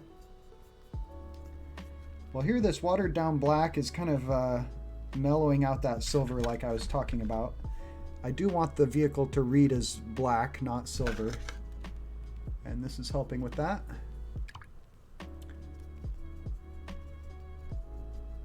So let's see here.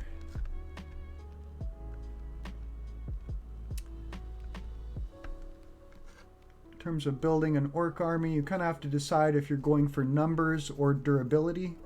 Like I was saying, I kind of went down the middle where I've got some big vehicles and a bunch of infantry. And as a result, I don't quite have enough infantry for the sort of flood the board green tide, but I also don't really have enough vehicles to stand up to a ton of anti-armor firepower either. And if you do go that kind of middle route, a bunch of infantry and a few vehicles, I do feel like the current edition is going to be a little bit of a struggle for you, like it has been for me. I haven't really been winning a lot of games as orcs. Not that I mind. I would say in general I only usually average about a 50% win rate against my friends, but with orcs I've been, I think, having kind of a hard time winning a game. And but I always have fun playing them, so I don't really mind. It just gives me something to work at. And it is nice when you have played a lot of 40k, if you have a faction that's more of a challenge for you, that can be kind of a fun thing to try and get better with that faction. And then you don't feel like, you know, your friends who are newer to the game are just going to get smashed by you every time. Nick says, I have a hard time watering down my blacks. Do you have a ink to water ratio? Usually I just use a wash. Yeah, I'd say I'm going for almost like a 50-50 water to paint wash here, which is more water than I would usually mix into a paint. But that is because I'm trying to get this effect where you can still see through it. And I do use this as an alternative to a wash pretty often. Generally, I find that the ink wash is going to really sink into the cracks and leave your bumps and ridges more, kind of leave those parts alone.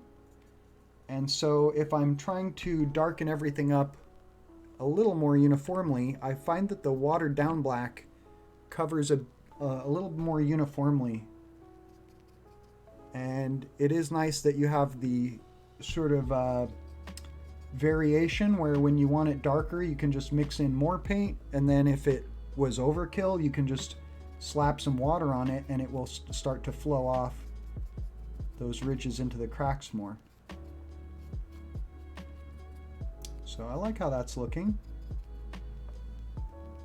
All right, getting there. So now, if we zoom out a bit, oh no, that's, can see pretty well. But we've darkened it up a bit. And I'm just kind of trying to look and see if there's any other parts that are still too silver. But I don't think so. This is pretty much what I'm looking for. Maybe just this sort of wing tip over here.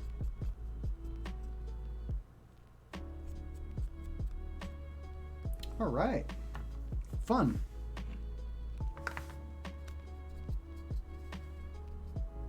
What's next? So I think we're at the point now where I want to start painting the sort of decoration. And I'm just going to start with some armor plates that are further away from what I've just been painting. And we're going to go for white. Now, normally I would start with a pallid witch flesh. It covers a bit better than white scar, which is what I have here, is 2 layer paints of white scar. Let me just double check if I don't have something else. So I do have some Korax white. This is a white paint, which is a base paint. So normally that would be what you'd be looking for better coverage, is a base paint. The base paints are really made to be painted over black and still look solid. Unfortunately, when you look at the paint, it's like very dry. So I'm gonna try to mix this up a bit and see if I can't use this as a starting point for my white. But it really is like a hard style of paint, which is not the best to use. I mean, it's not the most user-friendly, and it's not very nice on your brushes either to be mixing this stuff up because it's so hard. Kind of feels like you're abusing your brush, and then you only come away with like a little bit of paint and you have to go right back in. So we're going to be painting this on areas that I want to be white, and I've decided I want the nose of his ship to be white, and we will be coming and hitting this with a layer paint afterwards, so the coverage doesn't have to be perfect. It's really just going to be a base to work on, so that when we do come to the white paint, it covers a bit better. And we're going to be mostly just hitting raised surfaces here. I'm going to be doing all the little armor plates I glued on, and then we'll come back and add black check marks after the white. That's the plan.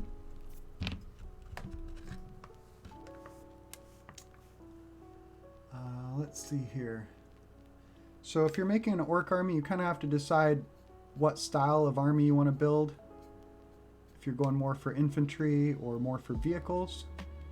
And then if you're going for vehicles that focus on sort of toughness and firepower, or if you're going more for speed. Oh no, I got a little bit stuck to the bottom. I'm like, what the heck is that? There we go.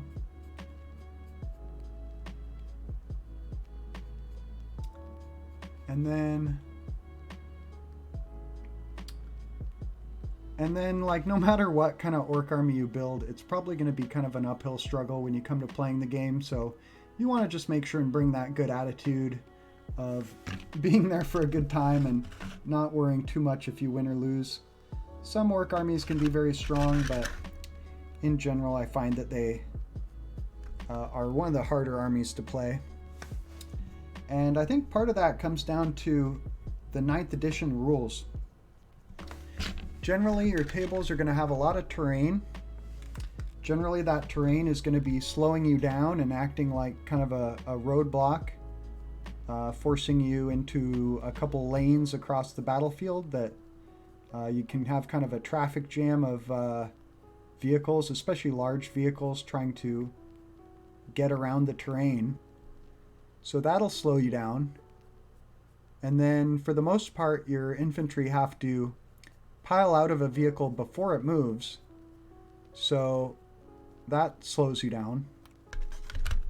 And at least you do have the wah ability where you're going to be able to advance and charge for a turn.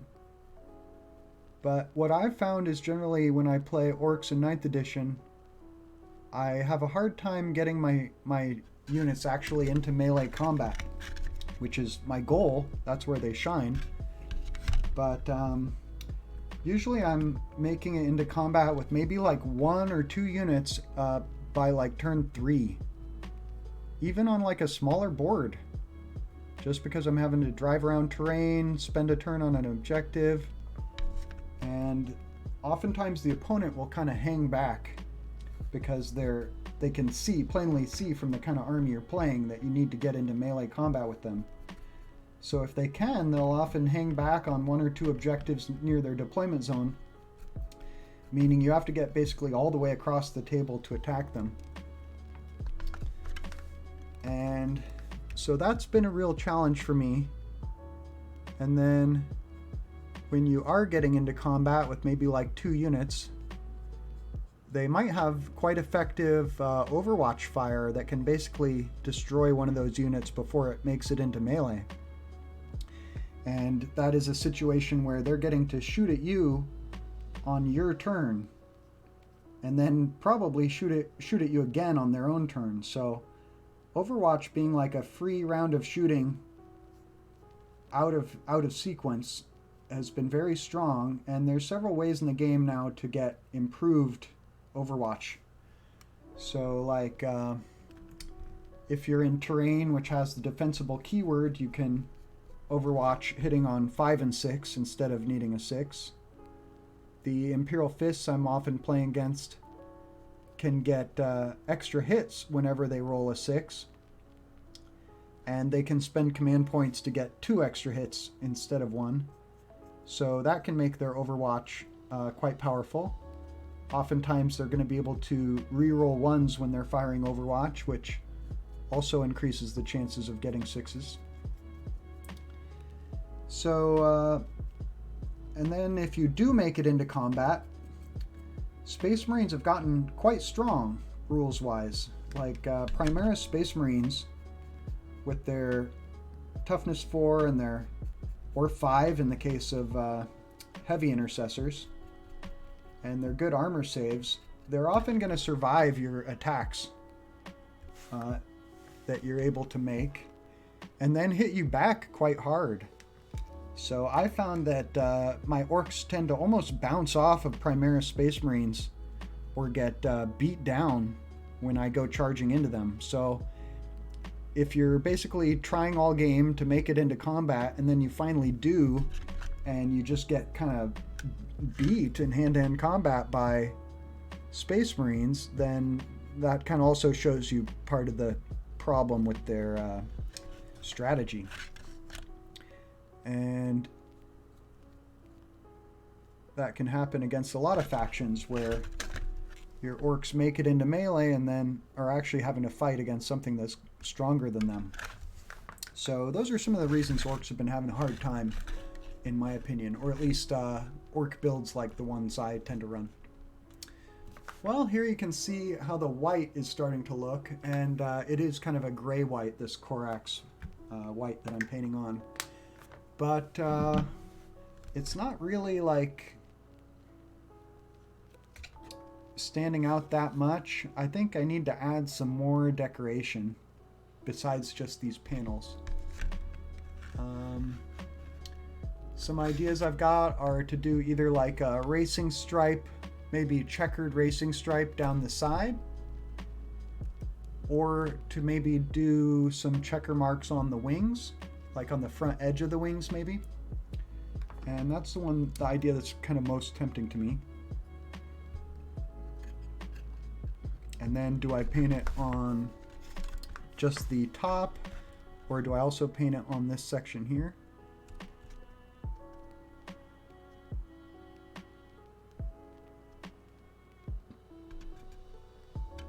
I do think I want to do that. Probably checker marks along the front edge of the wings.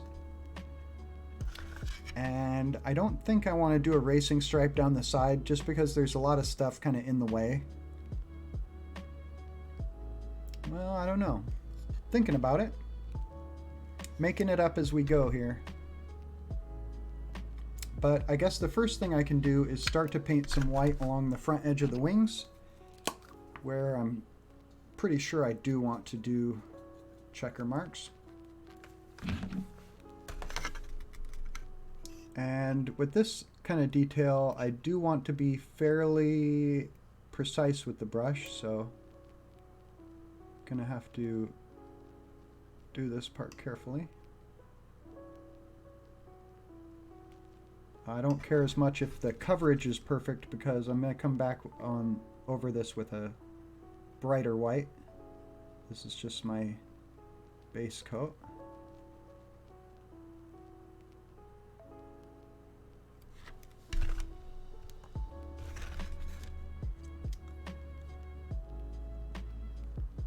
I'm not really going to recommend what kind of orc army you should build, because I feel like that decision as far as do you want a bunch of infantry or like a Mad Max squad of buggies or a bunch of stompas is really up to personal taste, and all of them are fun.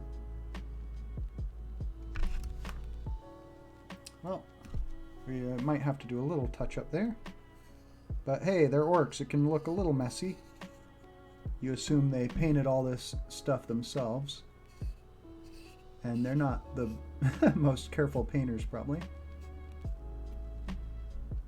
Yeah, something like that. We're getting there. So I guess the question is, do I want to do the same kind of stripe on the upper side of the underwing? I think I do. And then maybe I'll skip it from below. I feel like that would be a nice way to save some time, is to not paint checkerboard where you're not going to be able to see it. Whoops, that's White Scar. We switched paint pots without meaning to here. Here's the Korax. So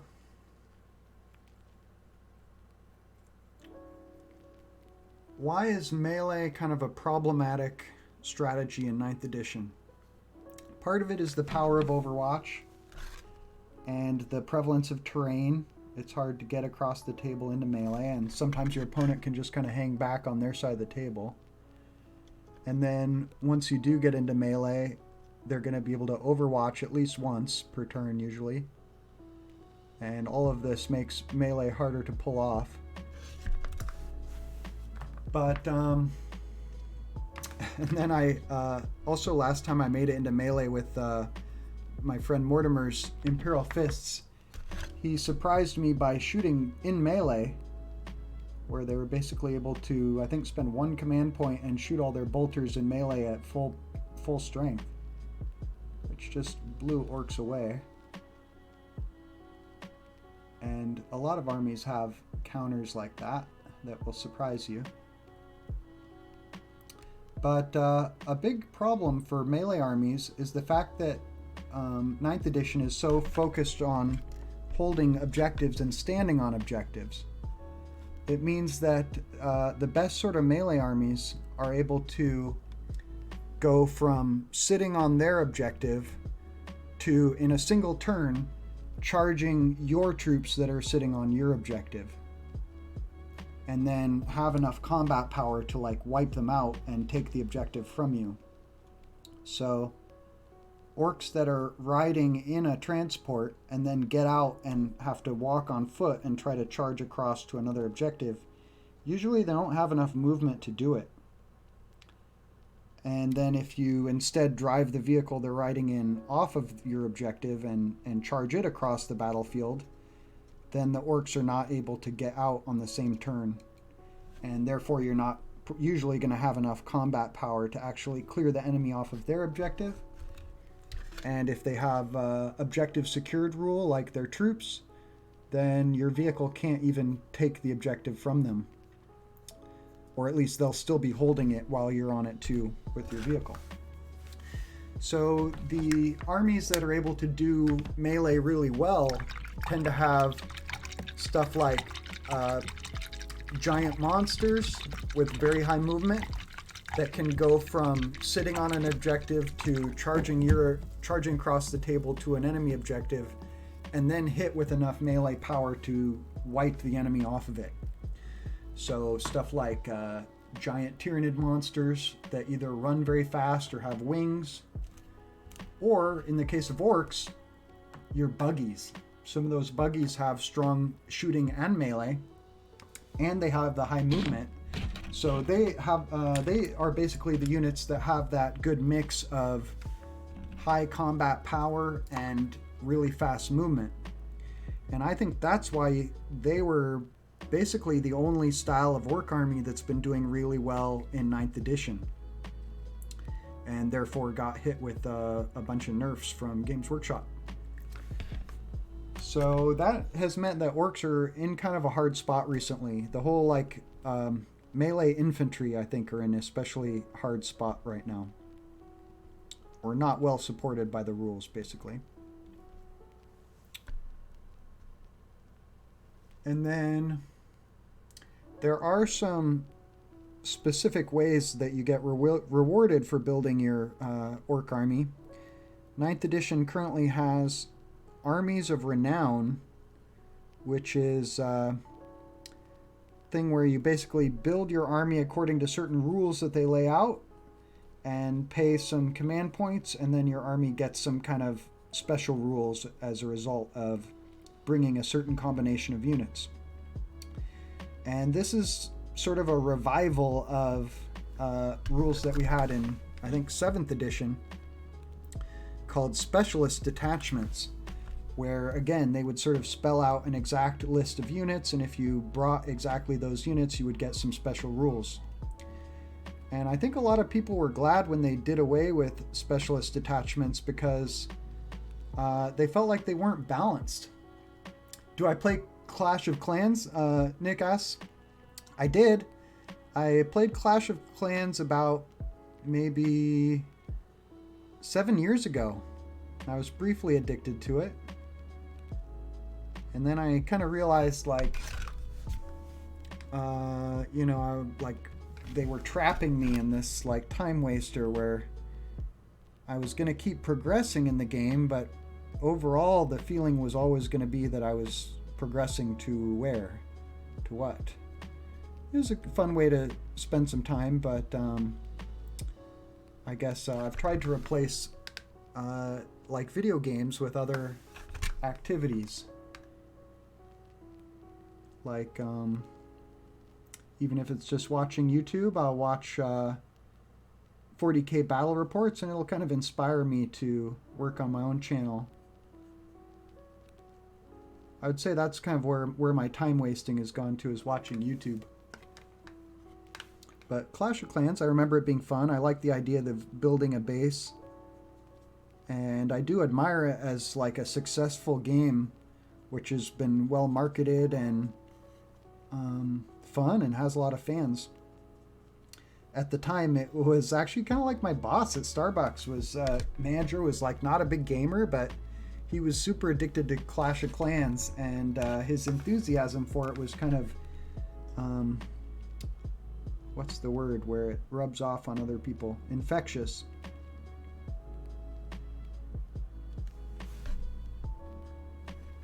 Have you been enjoying Clash of Clans? Might be fun to see a screenshot of your village. I played a few of those kind of games over the years where you kind of develop your own force and then you go raid other people's bases or fight against other people's armies. Kind of like a cross between strategy game but also a social game. And sometimes they're quite fun. I played one on, I think, PC actually, that was StarCraft related like that, just made by some third party or some individual. It wasn't a Blizzard game, but it was like a fan game. That was fun. Yeah, the upgrades take forever. That is funny how they make you wait actual amounts of time for things to complete. Some of that, it's like they give you a purposeful reason to take a break from the game, and that like you've done all you can for the moment and you just have to wait for things to recharge.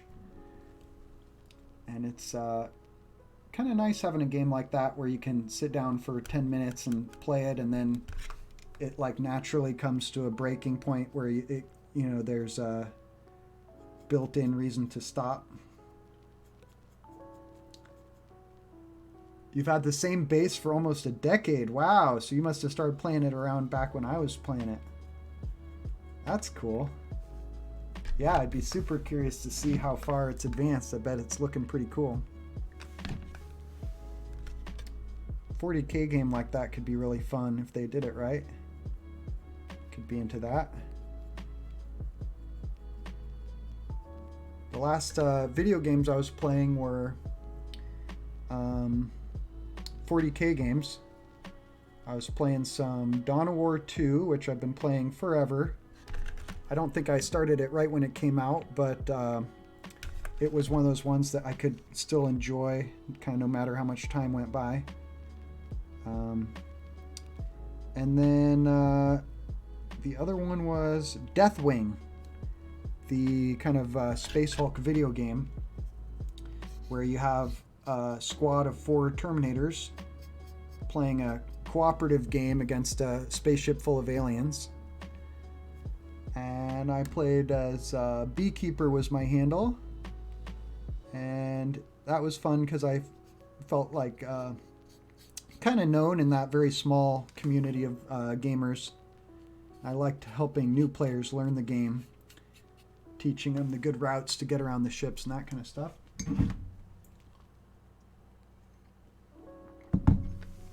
I like cooperative games where you don't really have to worry too much about other players just trying to grief you, and you're all working together toward one goal.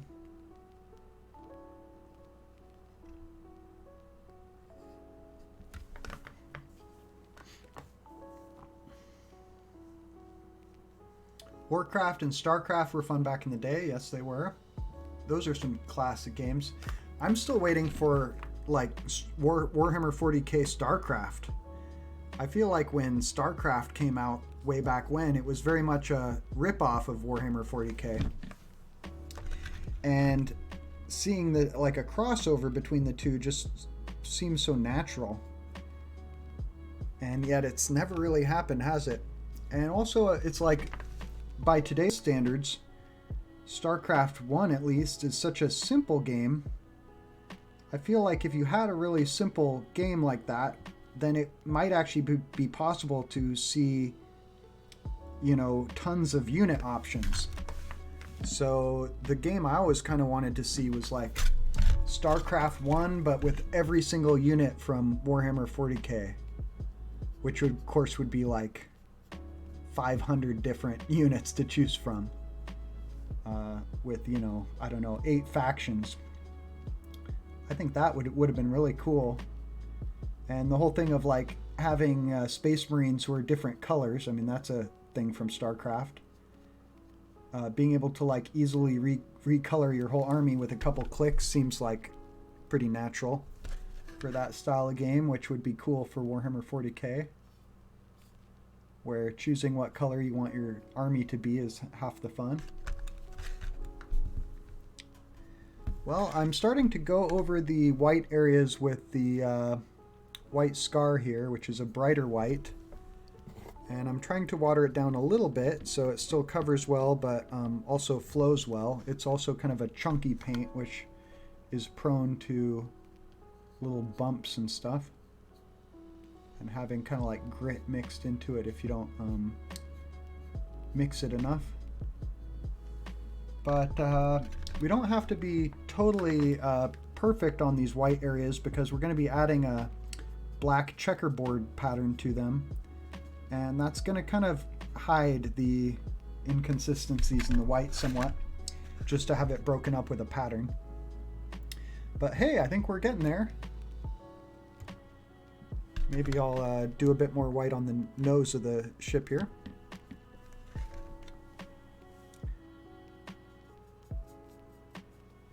And a few of the other armor panels.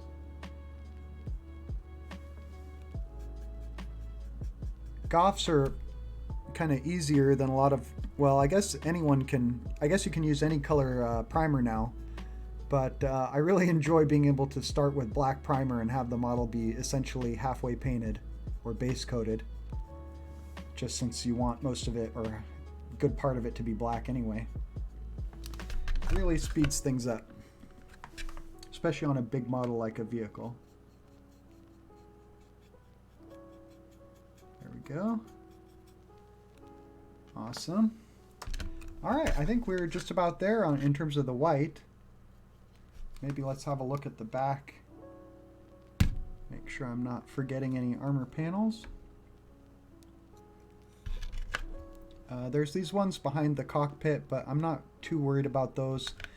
They're so complicated, I don't really foresee being able to paint a checker pattern on them. So we'll just kind of maybe hit them with some more ink wash to kind of make them, hide them a little bit, make them stand out less. But hey, we're starting to see kind of what the effect is going to be of looking at this guy. It's coming together.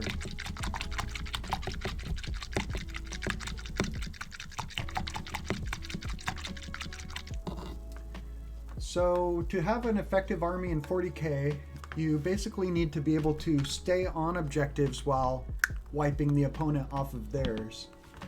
And generally, Orc infantry are not very good at that because they don't have the movement to get between objectives, and they don't have the staying power without good armor to hold an objective, unless they're sitting in a vehicle like a battle wagon, in which case they're not able to come charging out and get across. Would I use an airbrush? Yeah. Airbrushes look really cool. I haven't gotten one, mostly because the expense, the skill required to use it effectively. Also, I think that a lot of times when people use an airbrush, the model kind of looks airbrushed.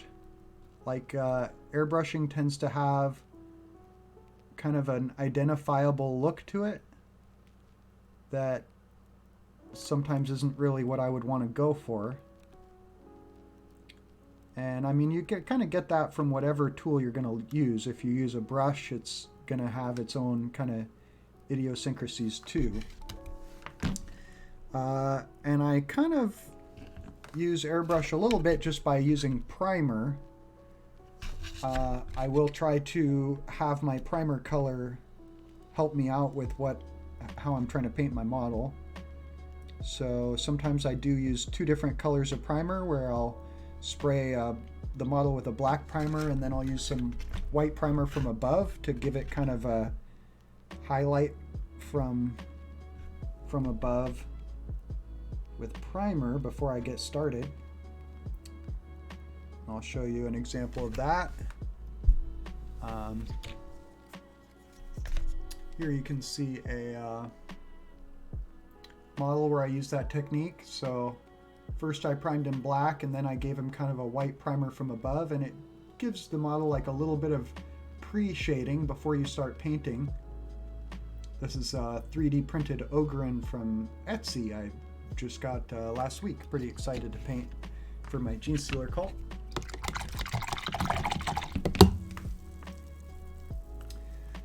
All right, what are we doing now? So I think we might be moving on to checkerboard, but I think I'll give the white another minute to dry and paint some highlights on these brassy sections. So going back to brass scorpion layer paint here.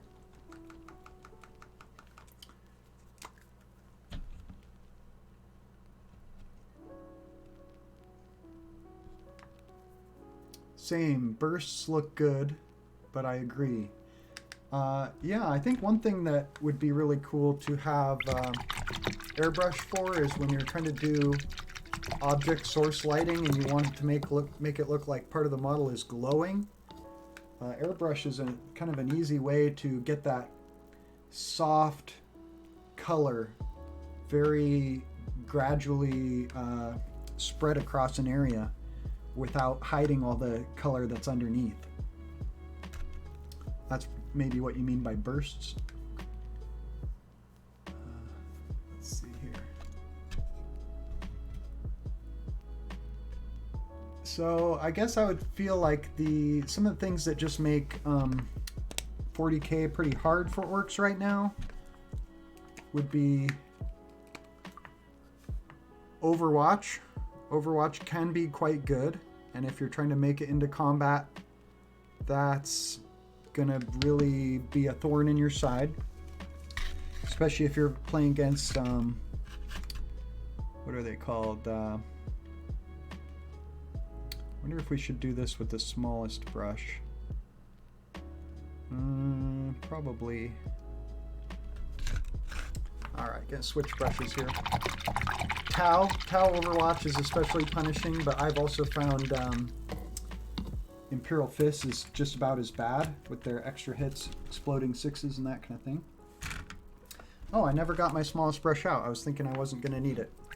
So here we are going to the layer brush small. This is my go-to for fine details. And just going to get a little pool of paint ready on my palette. And this is kind of the toughest part here is going to be painting some nice checkerboard. And you guys will be able to see my approach to this, hopefully. Is I pretty much just paint it one box at a time and work my way along. And when I get to the corner of the box, I try to use the tip of the brush to do it. Just about like that. And I could go ahead and go back and forth from the top row to the bottom row, or I can skip squares and then come back and do the other side.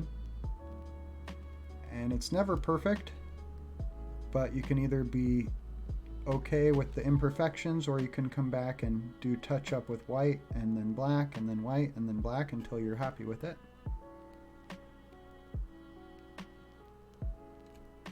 But here you guys can see this is how I do it. And then we're going to flip them around and do the other side. So Orks struggle with Overwatch. Another thing that makes melee army difficult in 9th edition 40k is the interrupt. When you do finally make it into melee, normally you're allowed to fight with all of your units that charged before the enemy gets to fight. But there is an interrupt stratagem that allows the defending army to fight second after one of your charging units has fought. And that tends to mean that basically, say you have 3 units charging in because everything went perfect for you.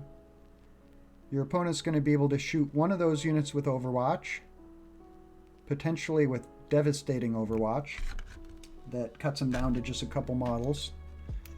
They're going to be able to then interrupt with one of their units as well. So of your 3 units, one gets shot up by Overwatch, then one gets to fight, and then your opponent interrupts with one of his units and potentially defeats your one of your other units in melee. So basically of your 3 units, only one got to fight at full strength. And that makes life very difficult. And then you also have a problem that's kind of pervasive in the game, which people call power creep, just meaning that each new codex that comes out tends to have some good answers to the codexes that are already in play. And the overall power level of the game keeps increasing, seemingly. So generally, the longer it's been since your codex has come out, the more you're going to struggle. So it's rough to see Orks already kind of having a hard time when their codex is already fresh, knowing that more and more powerful tools are going to come out for other armies. And you have kind of seen that with the Tyranids. They've gotten a new army of renown called the Crusher Stampede, which really gives them a ton of great rules for no extra points. If they bring an army that's composed basically of all big monstrous Tyranid creatures, then they get a bunch of extra free rules for those units. Namely, invulnerable save of 5 or 6, and -1 damage, like across the board. And -1 damage is one of the most powerful abilities in Warhammer 40k right now. Meaning basically, you know, if you're hit by a 2 damage weapon, it only does 1 damage. And, you know, subtract 1 from any damage you take down to a minimum of 1. And therefore, you know, it's so powerful that I think we're going to see that kind of Tyranid army a lot more. And I think Orks are really going to struggle against it. Because basically the Tyranid army full of big monsters already does all those things that that you need in 9th edition. They're fast enough to move straight from their objective onto yours. They hit hard enough to wipe out your squad that was holding your objective, which means now they're going to hold it and take it from you. And they have the intense durability to survive a bunch of shooting in order to stay on those objectives and hold them from turn to turn. So I think the melee army we're going to be seeing is the Tyrannid Army of Renown, the Crusher Stampede, and not Orks.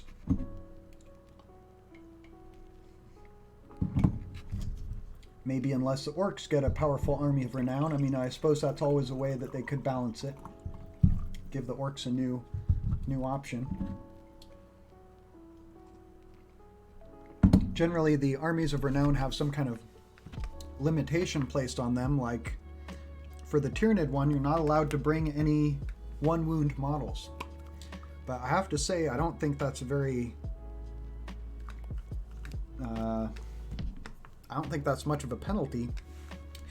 In Warhammer, if you have an army that's only composed of high toughness multi-wound models, then probably your opponent's going to have a lot of useless weapons. Any anti-infantry weapons that are in your opponent's army are going to have nothing to shoot at, or nothing they can really hurt effectively. And any time that you make a bunch of, a large portion of your opponent's army useless, that's a good strategy in 40k. So I don't think it's much of a penalty for the Tyrannid Crusher Stampede to only be able to bring big monsters. If anything, it's kind of like giving them a good strategy and sort of making sure they use it right.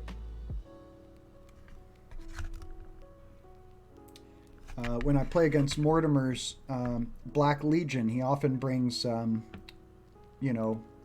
only stuff with high toughness, like Predator tanks and Obliterators. And that makes for quite a tough game. Especially if I, brought a bunch of small arms. So I think those are the kind of melee armies you'll see do well. Ones that can move fast and hit hard and are durable. And the Orks do have some units that are like that, like making an all buggy army. And I think that's why those have been so popular recently. And have won tournaments. So kind of sad to see them get nerfed, but I think they're still very viable.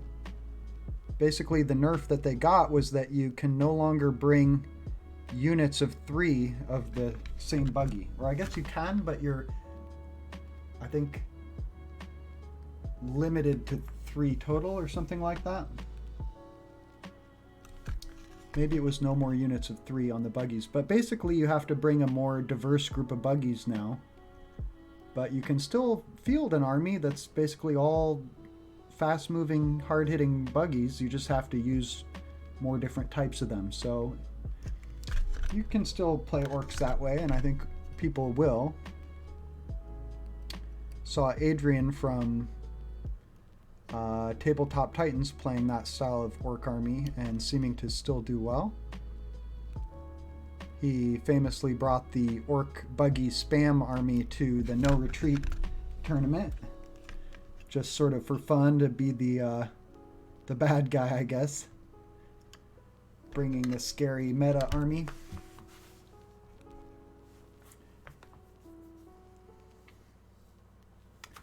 In terms of what strategies you can use... Ooh. Wiping off my mistake there. In terms of what strategies you can use to keep your Ork armies alive in the face of all this overwhelming firepower, one of the main ones is to utilize terrain that you can hide behind in 9th edition. Ruins in the game now, you can see into them, but you can't see units that are on the far side of them. And most tables that are set up for Warhammer 40k now will have some ruins around the center of the table, specifically to provide something to hide behind for armies that can't stand up to a ton of firepower. Oh, good, I'm on camera. So hiding your models behind ruins on turn 1 or 2 is a good way to kind of approach the middle of the board without being shot to pieces if you can. And then you've got the option to call your Wa and advance and charge once you're kind of in striking range. So you're hopefully getting into combat with the enemy army in a big way on turn 2, or at the worst, turn 3 and 4. There, that's kind of what I'm going for. And then I think just black underneath.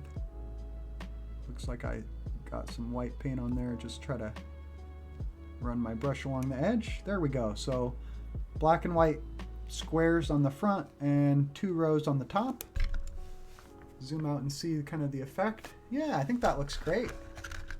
So we're going to do that on basically all these white armor panels, and then we'll be approaching finished with this guy. I might add a couple more highlights to the driver, but I haven't decided. In any case, we got something to focus on here for a little bit as I just do a million more little squares. And then other ways to get your troops into combat. You do have some kind of gimmicks you can use to get your troops into combat. I'm thinking of the teleporter, which gives your orcs the ability to deep strike into the middle of the table during the game. So that lets you basically put your orcs anywhere you want, at least 9 inches away from enemy models. And then you can try and make that 9-inch charge on the same turn to basically get into combat right away without having giving a chance for your units to be shot, except maybe by Overwatch. Kind of messed up on these first few boxes here, but I guess we can definitely come back and clean it up. And then if you have an orc weird boy who's like their psyker, you have the power the jump, or da jump, which lets you also teleport orcs across the board and do the same thing. And orcs are a little better at charging from deep strike than most other factions, because all orcs have Here We Go, a rule that lets them re-roll their charges. So therefore they're much more likely to accomplish a 9-inch charge, getting a free reroll.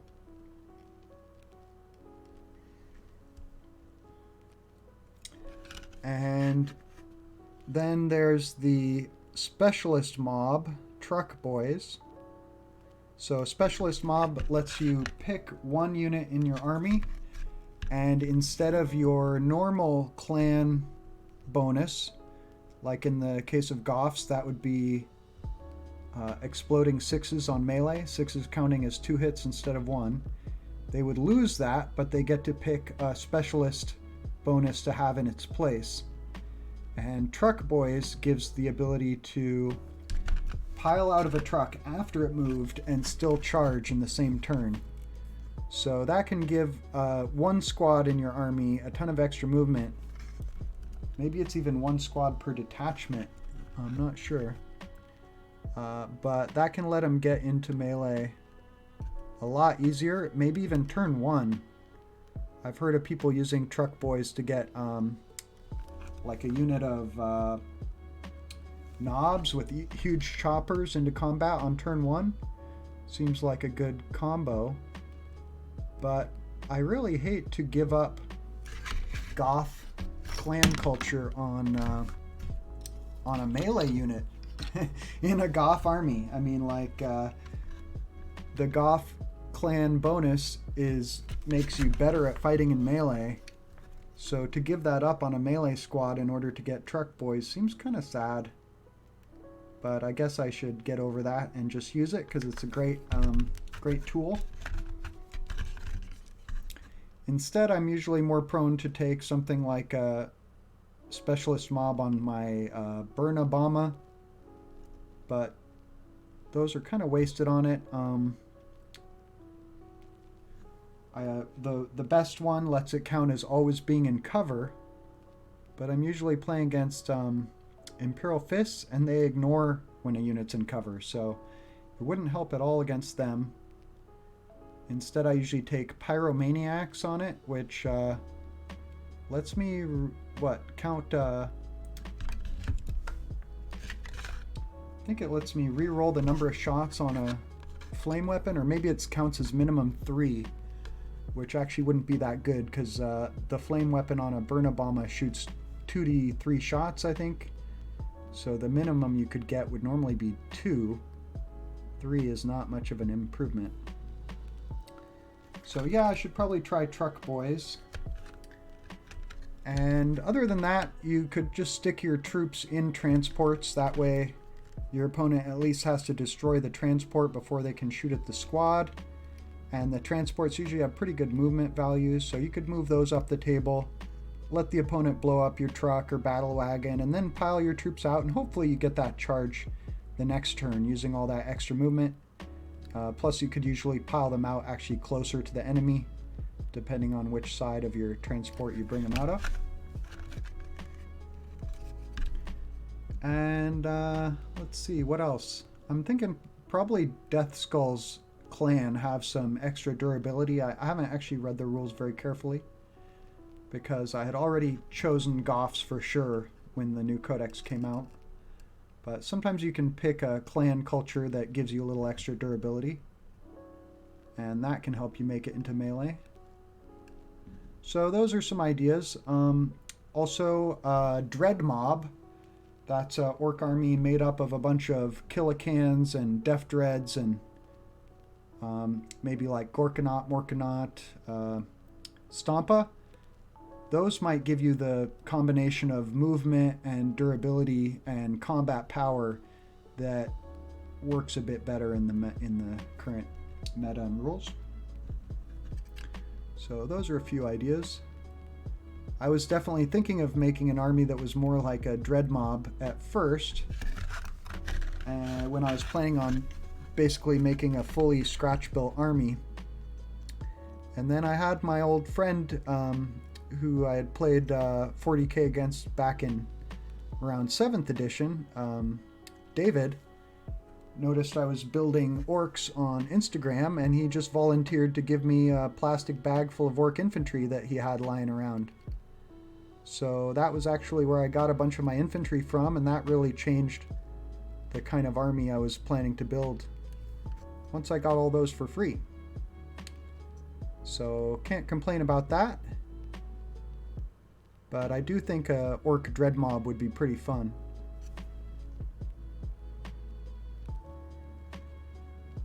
And it has that kind of better ability to take and hold objectives and make it across the table.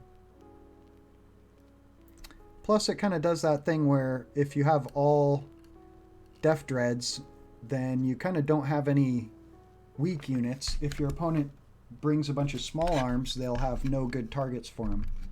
So you could also kind of benefit from that, not giving your opponent good targets for their anti-infantry weapons strategy. Alright, there's another line of boxes done. Few mess ups, but we can come back to those. Now the easy part, painting the squares on the front. Nice, because I can just kind of drag the brush down it a couple times and it makes a box. Like so.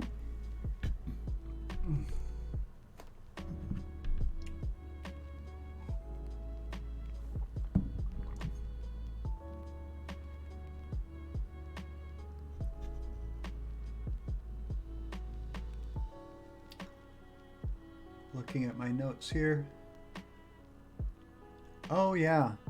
So I would say that the new Orc Codex has tended to give more support in terms of rules and stratagems to some of the newest models that have come out.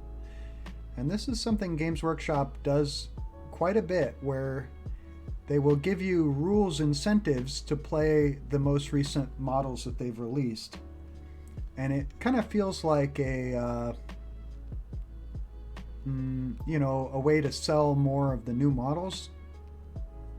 And in the case of the current Orc Codex, they really seem to have given the most rules support, or at least the most cool new stratagems and stuff, to the Beast Riders and Squig type units. So like your Beast Boss on Squigosaur, Knob on Smash a Squig, and Squig Hog Boys. And so if you do happen to collect an army of that kind of style, I think they will basically do still pretty well, or a bit better than the infantry and vehicles, just from having more kind of rule support. Well, I think this paint dried quick enough that I can go ahead and come back and do some touch-up here. A little bit there. And the front there. That's about it. Okay, that's looking pretty good too. I seem to have made the boxes on that side smaller than on the other side, but yeah, it's all good. I'm not really looking forward to having to try to get my brush underneath this wing to do the same thing on the lower wing, but that's, I think, what we're going to do next. Get a little bit more black paint out. This brush has sure been working well. I love this small layer brush for my fine details. Oh man, how am I going to do this?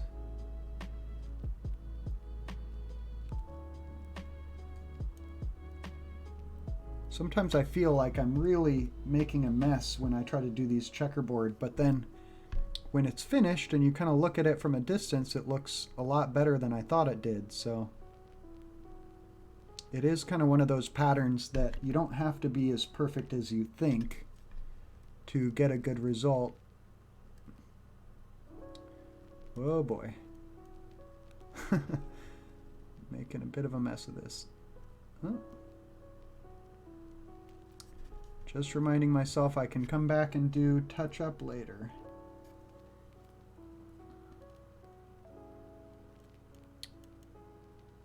And one of the nice things, if you do decide you want to collect an army based around some of the newer models, is oftentimes those are available in like a start collecting set or a box set. And some of the box sets where you get 2 armies in one box, you might not want the other army, but on the other hand, there's people who are buying the box on and then selling the 2 halves separately on eBay. So just because something's in a box set with a faction you don't want doesn't mean you can't get the miniatures. Sometimes you can get a good deal on them online. Stencil! That's a great idea. Why didn't I think of using a stencil for this? I know there are such a thing as like checkerboard stencils you can get. That would be a nice, easy way to do these kind of details. Also, I think you can get some checkerboard transfers, like even like racing stripe checkerboard, where you just either cut the stencil out or just apply it directly to your model as a strip. There you got instant checkerboard racing stripe. If you've got time to order online or something, bet it wouldn't be too hard to find something like that. Might even be able to get it in a Games Workshop kit or from Forge World or something.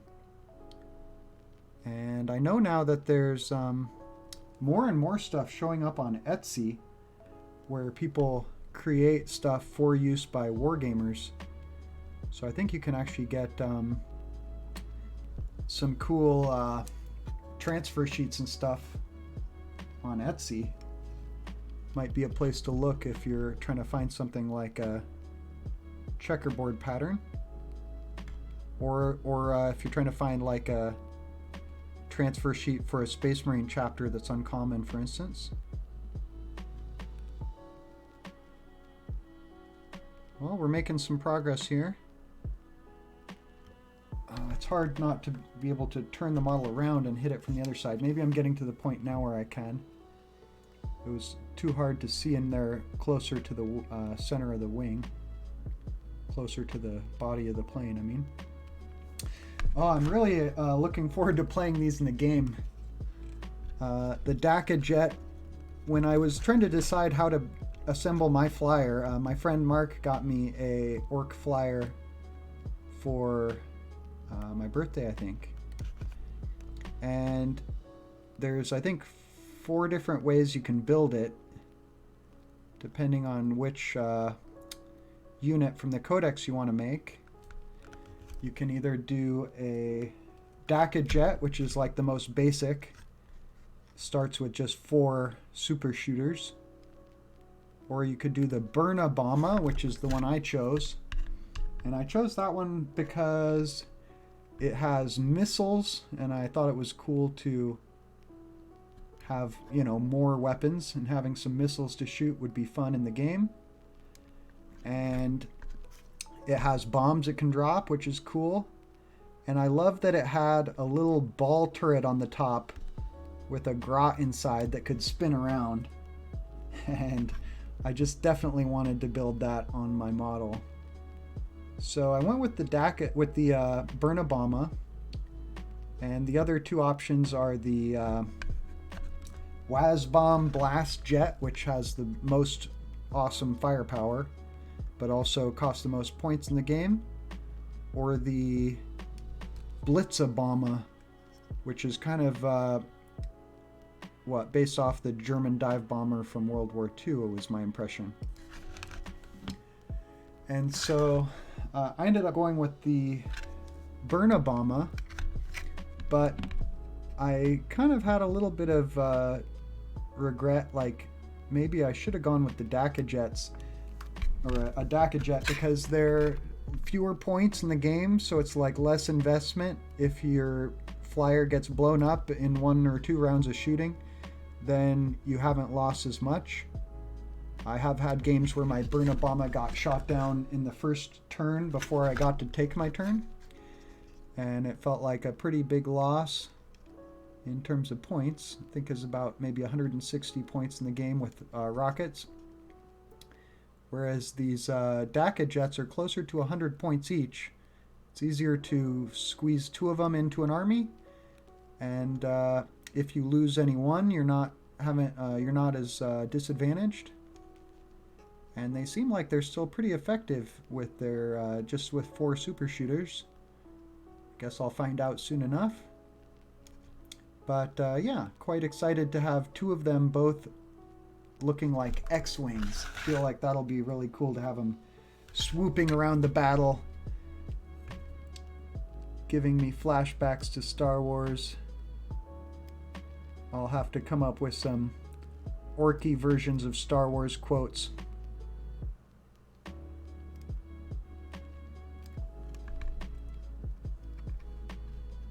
Tried to come up with one just now, but I got nothing. Too focused on drawing, painting these tiny boxes. When you're doing some of these details, you almost don't even want to breathe.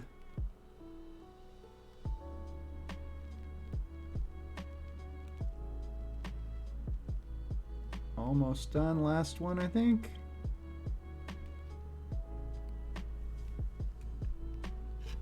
Kind of running out of paint on my brush. There we go. Hey, not bad. You know, from a distance it looks perfect. If you really zoom in close, you can see that, you know, they're not all square. They don't all touch. They're not so perfect, but good enough that from a distance I think it really reads. There you can see now we got 3 wings out of 4 done. Oh, time for a stretch. Oh, man, it's after 10 o'clock here, so we've been going for 3 hours. Can see this guy's taking some time. I did want to finish him in a single sitting, and I think we're getting close. Pretty much the last thing to do is paint all these boxes. And I'm planning to keep the nose white for the most part.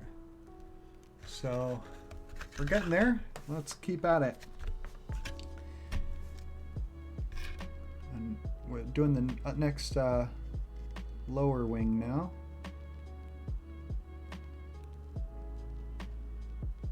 What's my next orky topic of conversation?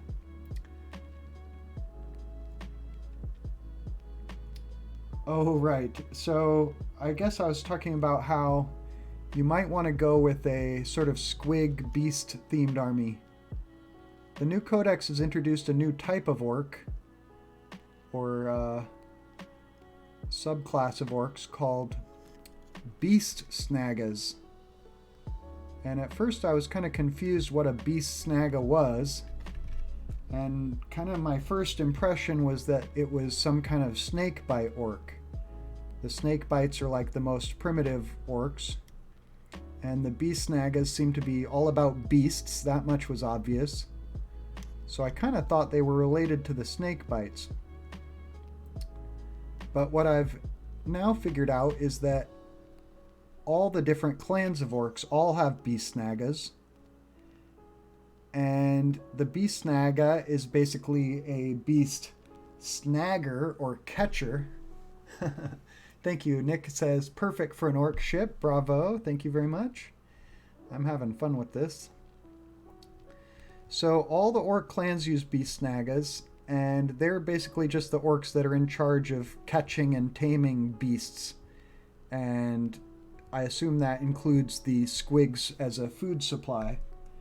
And to some extent, all the different orc clans have need or use of beasts. And so they all have beast snaggas.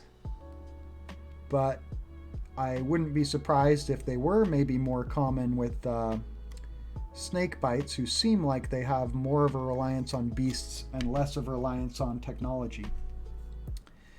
And the other kind of subgroup of orcs that's like the same as this would be the speed freaks. I used to think that speed freaks were just evil sons, because you almost always see them painted red. But I've since figured out that evil sons just have like the best rules for speed freaks.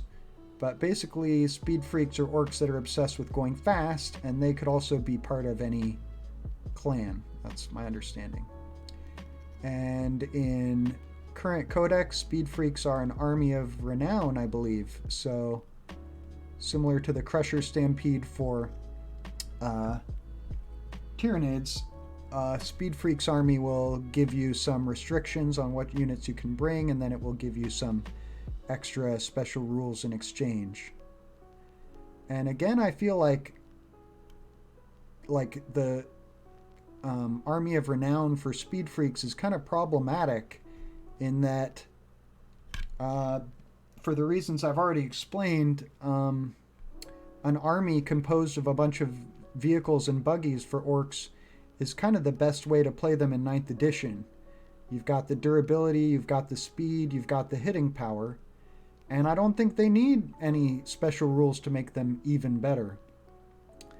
And the whole idea that you're only allowed to bring a bunch of buggies or fast-moving vehicles in a Speed Freaks army is not a disadvantage. It's like just forcing you to do something that's already good. So, not really a fan of the armies of renown. I hope they get removed like specialist detachments got removed.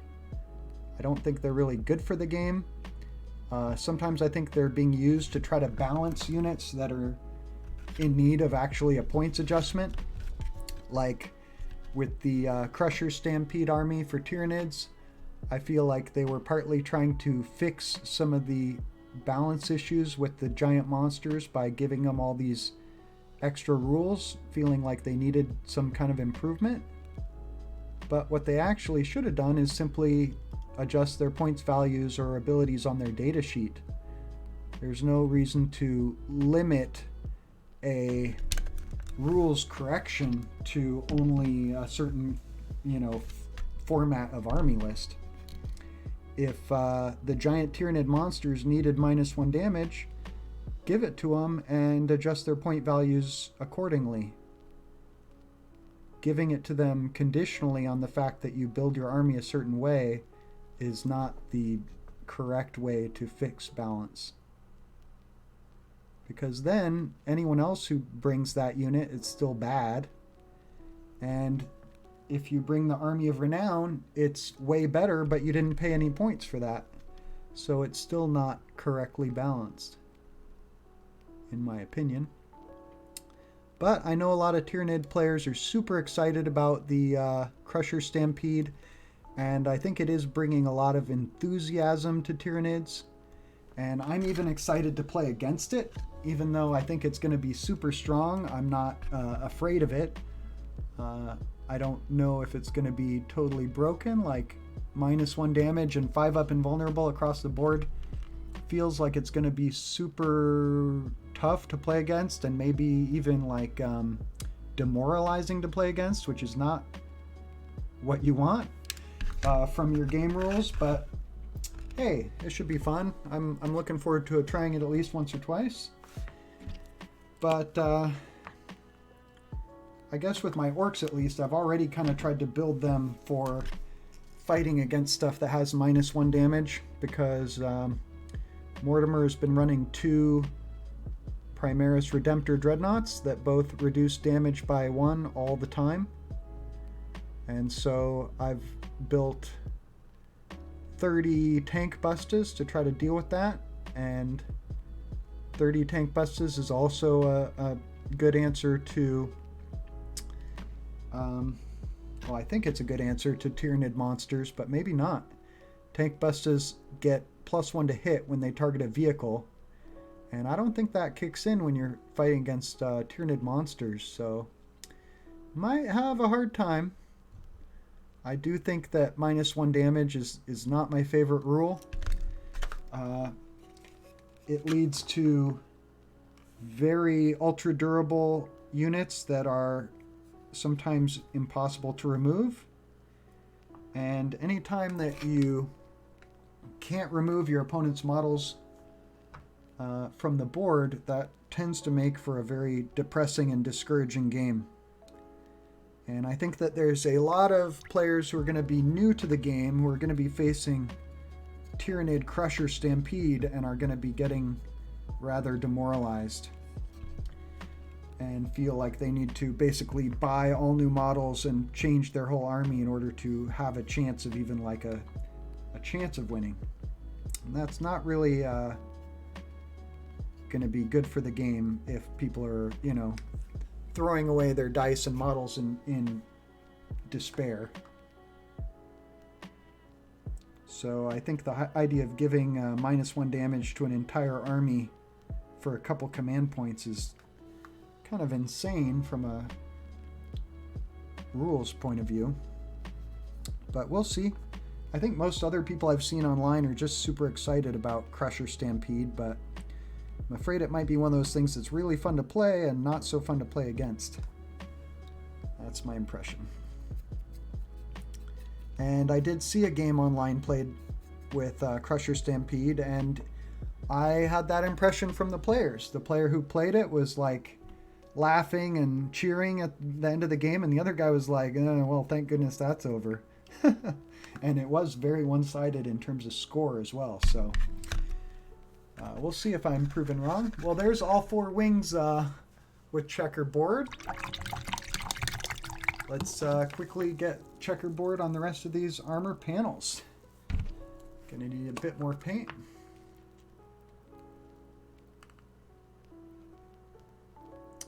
And let me take a sip of coffee and look at my notes for a second.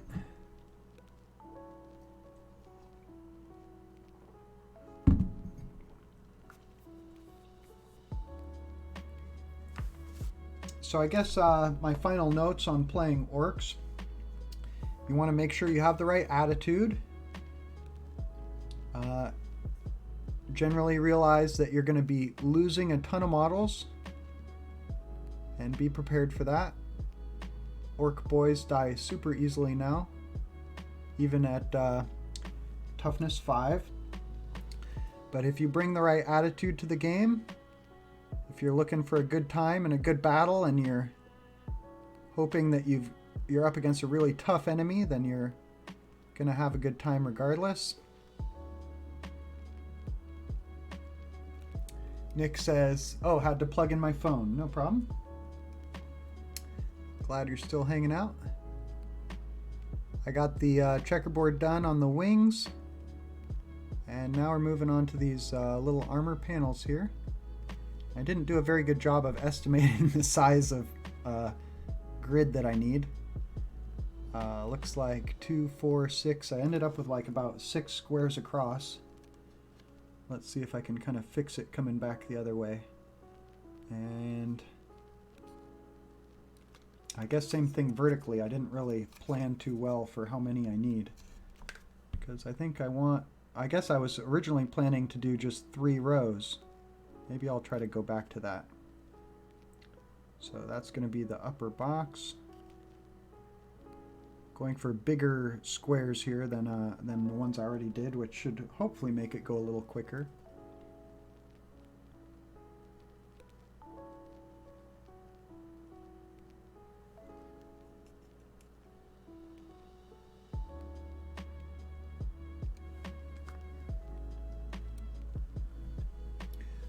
I think that in general, playing Orks, having really big victories in melee will be kind of rare unless you are playing the like smasher squig type list.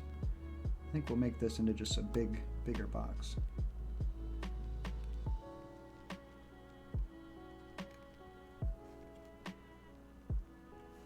Make sure you bring the right attitude.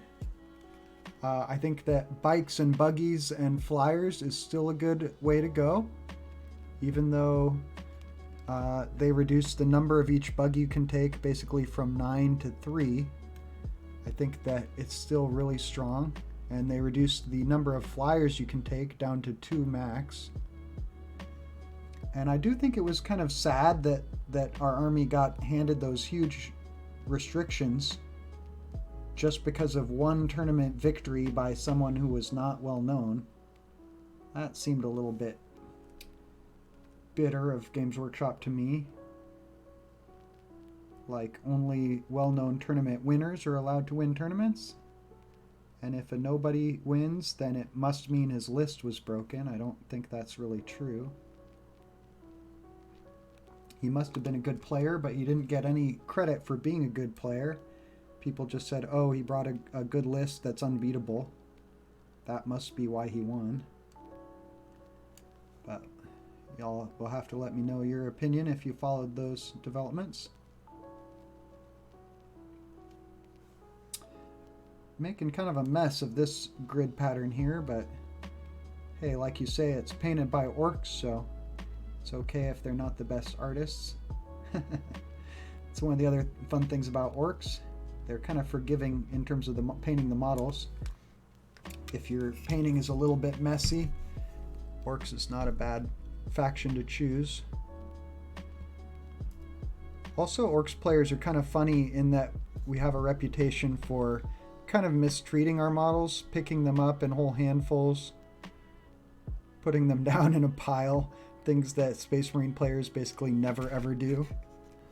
Alright, well there's a grid pattern. Hey, it looks great from a distance. If you zoom in close, you can see what a mess it is. So that just kind of shows you how grid patterns can actually be a little bit forgiving from a distance. Oh, I got a chirp. What's up? I've got plenty of battery. Don't know what that was. I'm having some issues with dropped frames in OBS Studio. Probably my computer isn't quite up to the settings I'm using.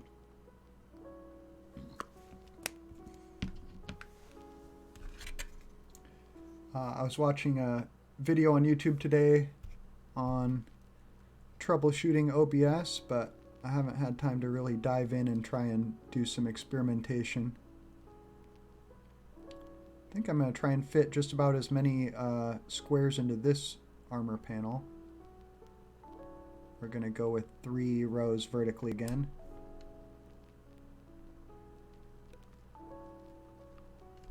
And I think 6 horizontally there.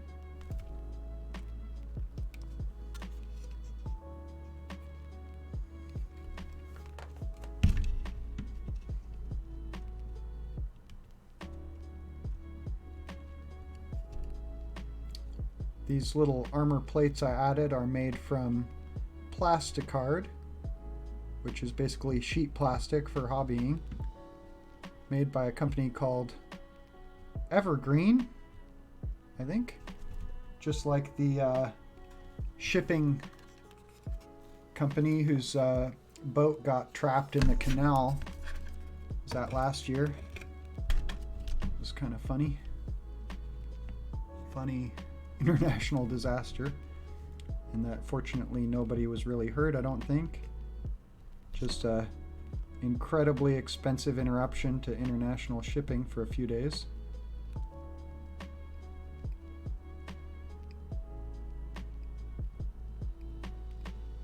There, this one's going pretty quick. Like anything, the more checkerboard you paint, the quicker you get at it, even in one sitting.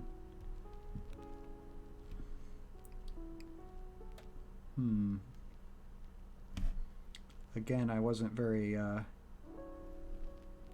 accurate in terms of how many rows I made. I think we'll have kind of a mini row somewhere here.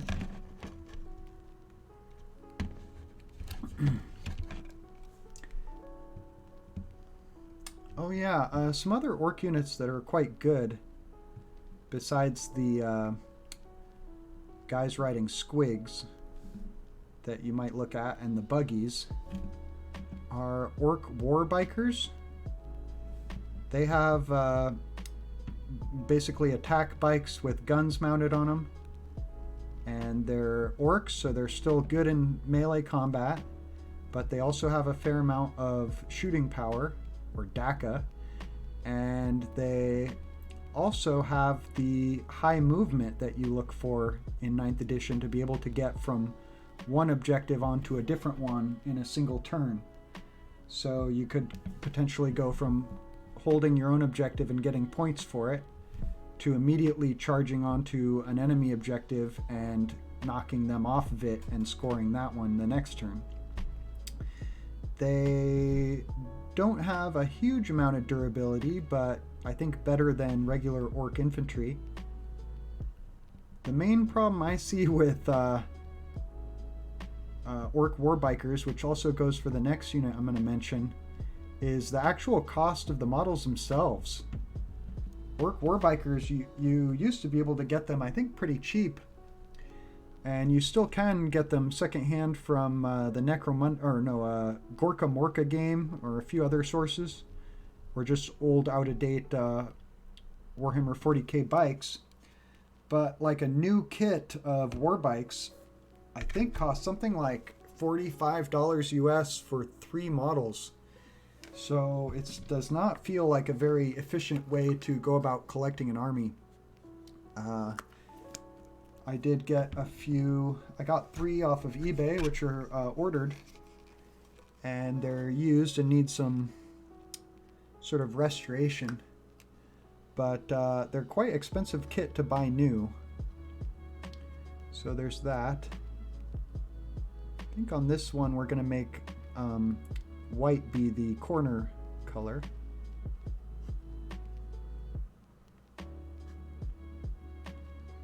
And maybe we'll go for 4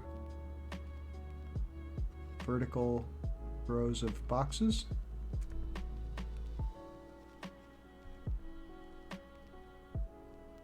Kind of trying to figure out about what size and shape these need to be to have 4 rows. And as I keep kind of messing up, I keep making the box bigger and bigger as I try to clean up my mistake. There we go.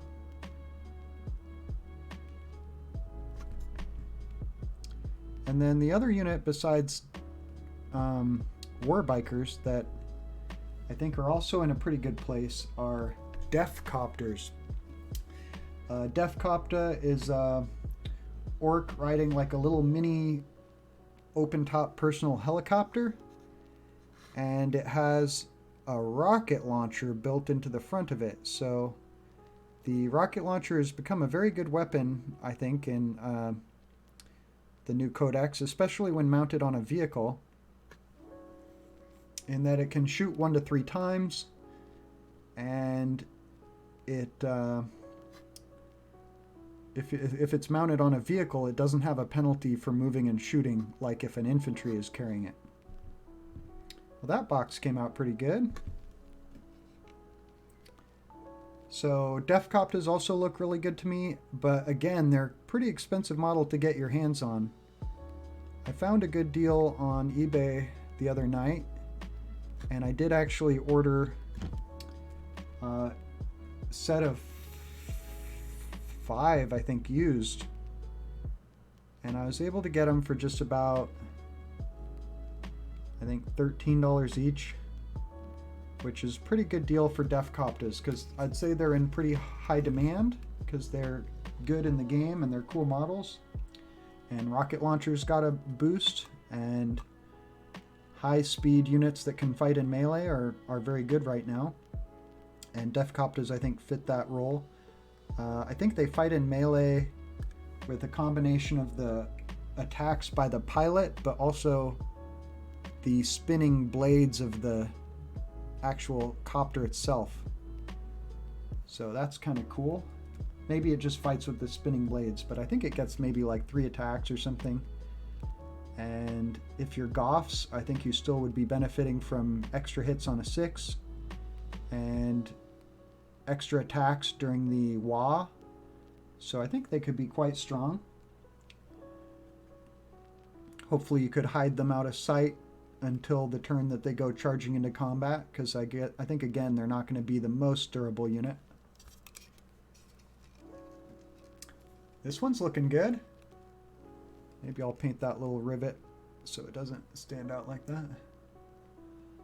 Alright.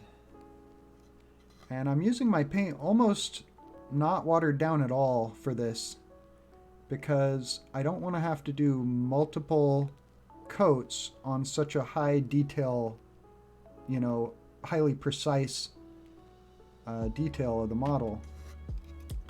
I want to basically have to do this incredibly tedious thing only one time. So I'm using the paint almost not watered down at all so that I can get good coverage on my first pass. And I think the only thing I'm going to add to this is a little bit of ink wash. And with that, I'm going to be primarily worried about not darkening up the white too much. And I'm planning to probably use either a watered down Agrax Earthshade. Whoa. I just jammed my paintbrush into part of the model by accident. My nice fine tip brush I don't want to damage. I think it's okay. Picked up a little bit of sand somehow. So usually you don't want to try to do a thick coat of paint that's not watered down, because it will leave some kind of painted paint texture on the model, which is not what you want. You want the details of the model to show through. But in this case, I'm just painting a flat area that doesn't really have any details to obscure.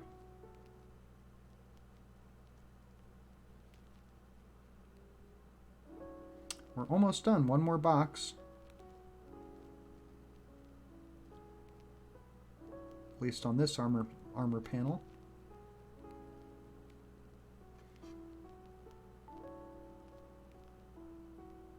There we go. Hey, I'm pretty happy with that. And we're quickly getting through them. So we've done 2 on that side, 1 on that side. We've still got 2 more on the front, a little tiny one on the nose, and 1 on each wing. So what is that? 1, 2, 3, 4, like 5 more of those. Oh, let's take a stretch break. So it's 10:35. I bet I can finish this in half an hour. Let's take a sip of coffee. How are you doing, Nick? You still around?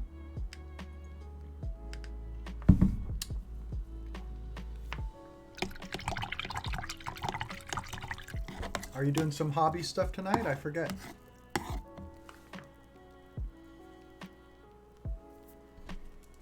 I should really check out The Crew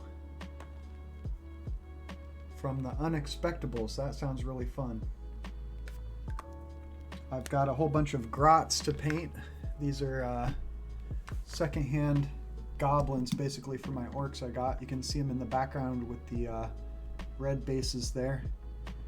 And some of those are already painted and I'm just doing a little bit of touch up on them, so might do that off stream. And it would be fun to have something orc related to listen to while I work on those. Here you can see the whole model I'm working on now. And I guess I was thinking of doing a couple more little highlights on the driver, or the pilot. We might get to that in a bit. Sorry for all the moving camera stuff there. Nick says he's taking a break on hobby stuff, but he's still in chat. Nice to see. All right, maybe let's knock out these two on the wings, and I'll go ahead and put the wings in flight mode here. Let's do this one first. And how many rows of boxes do I want? Maybe 4 vertically. There's one. The Crew, yeah, I'm gonna check that out. Sounds like a good time. Orcs are so fun and funny. An orc-themed role-playing game sounds like it would just be a hoot.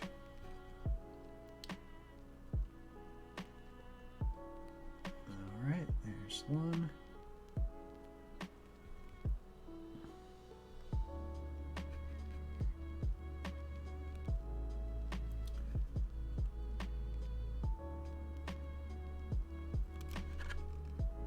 Let's see.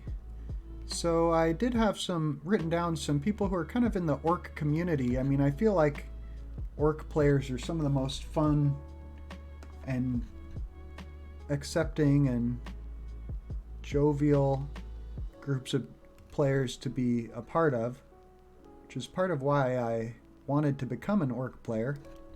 It's my most recent 40k faction I've picked up, and I'm super happy I did.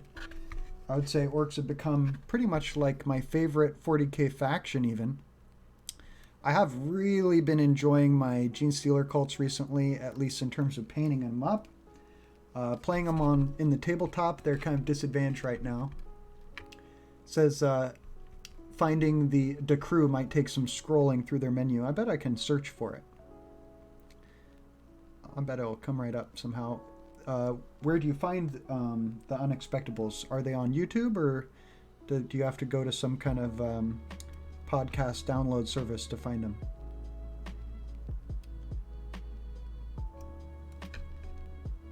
The main places I've been interacting with other orc players for 40k have been Instagram and YouTube. One of the fun things about orcs is that you can really kit bash looted vehicles or scratch build them.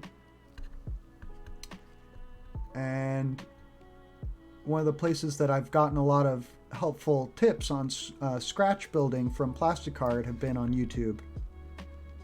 And those are some of the people I wanted to kind of point out or give you reference to if you're someone who's interested in getting into orcs and wants some inspiration for scratch building and some tips.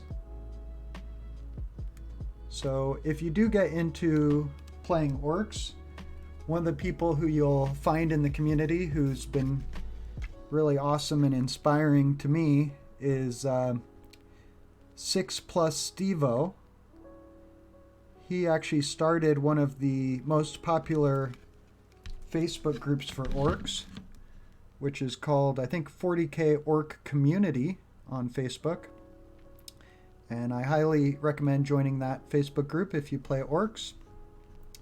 It's just about as popular as the Orks 40k group on Facebook. And 6 Plus Stevo makes videos on YouTube that are mostly orc related, and just seems like a fun, cool guy. Always like to watch his stuff, and I watched one of his videos today, and it was his video on our Grot's garbage. Our Grot's terrible, because of course they went from being 3 points each to 5 points each, and that's a pretty big points hike.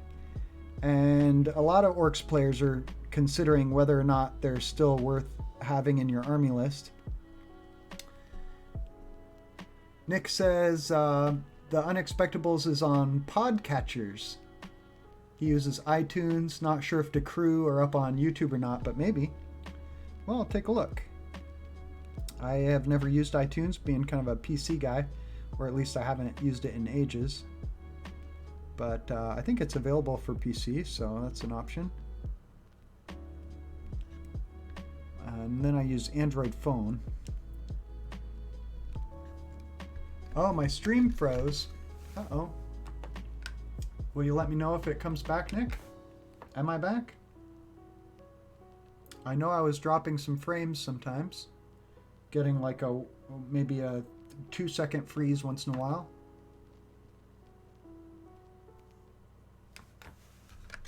Am I still frozen?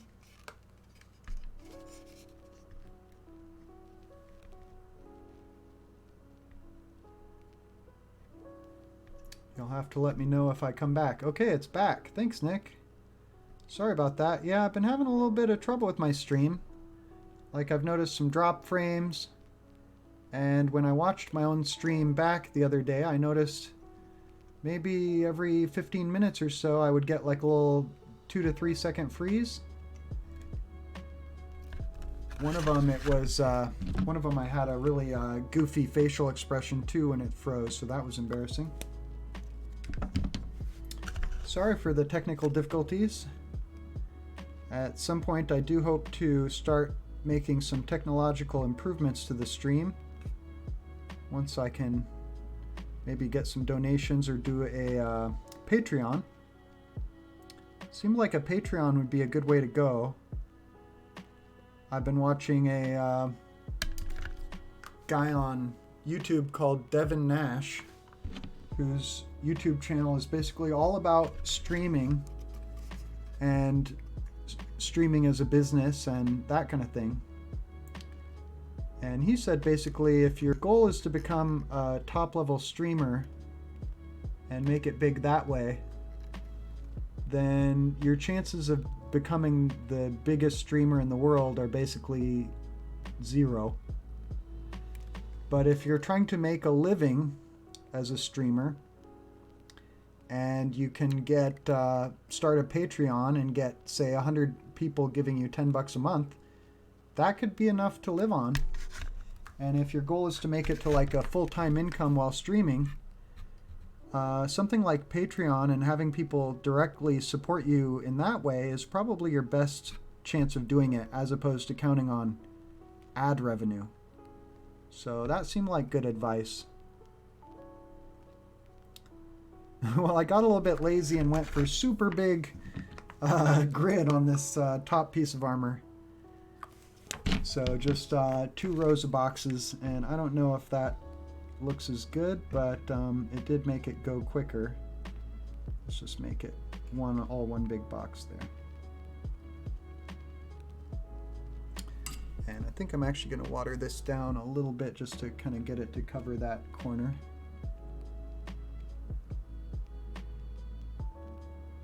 Yeah, I'm pretty sure the technical difficulties are on my end. And it's something I'm a little bit worried about with trying to get my actual Games of 40k to stream, because my first idea was to stream from my laptop, but you can see how this my desktop computer even struggles a little bit with 2 camera feeds, and I just have a very small image that's a couple of images on screen like the logo. And even then I'm getting some drop frames and stuff, so I imagine my laptop is going to struggle even more. And I don't know if that's going to work as an option for streaming games. I may have to actually get my desktop computer downstairs for that, which would not be the hardest thing to do, but it would be less convenient. Seems like it takes some processing power to deal with all the video.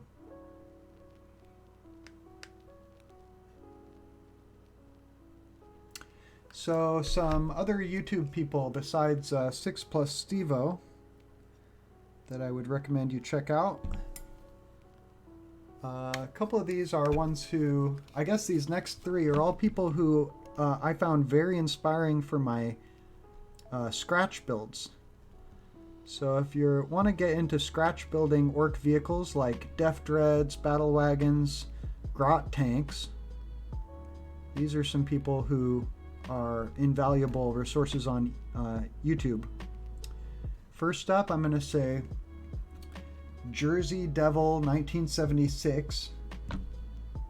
He's someone who I just love his scratch built orc stuff, and you might have to look a bit further back in his video catalog to find where he's scratch building orcs, but I thought they were amazing and definitely wanted to give him a shout out. And then two others who are similar are Essex Boys, ESSEXBOYZ. Essex Boys has some great orc conversions and scratch builds, and I think kit bashes on his channel, or their channel. It might be a couple guys doing that one. And then the other one who I quite liked was by Ian Wyatt, IANWYATT. Ian Wyatt, I think, also had some great scratch built stuff from Plasticard. So those guys all really helped me learn scratch building, and I had a ton of fun doing that. I started with Grot Tanks, and I made 8 Grot Tanks, and then I graduated to a Grot Mega Tank and did one of those. And then next I moved on to scratch building battle wagons. And my inspiration was the old school orc open top battle wagon from the like Rogue Trader days, I want to say. And I'm sure if you're like an old time 40k player, you can think of the one I'm talking about. It was a resin kit battle wagon with big like armored wheels, 4 wheels, and lots of room to place models in the back. And it came from an era when you were allowed to place as many orcs riding in a vehicle as you could literally fit the models in the back. And I kind of think they meant like properly fit the models, like standing upright on their bases, but players would interpret this to as many orcs as I can pile in the back in a jumble. I seem to remember. So you would have people putting, 20 orc boys in the back of a battle wagon in a pile, and somehow that was like game official how many it could carry or something. Well, I was had kind of fond memories of those days and wanted to design my orc battle wagon so that you could literally fit as many troops in the back standing on their bases as it's supposed to be able to transport in the game. And orcs had increased their base size. They used to be on 25mm bases, I think. And it had been, or is that right? 25mm? I don't know, but they moved from 25s to 32s, I guess. And so on a larger base, it was even harder to fit a bunch in the back of a vehicle.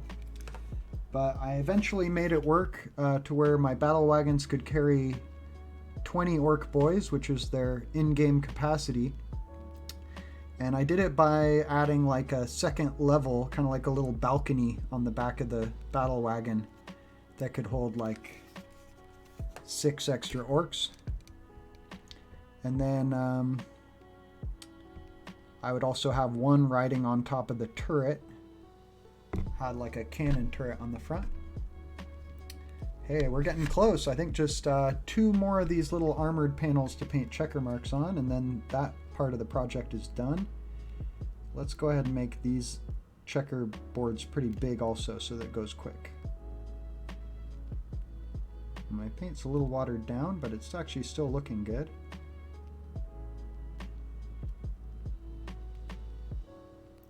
Getting a little bit of a split hairs on the split tip on this brush, but I can kind of work around it.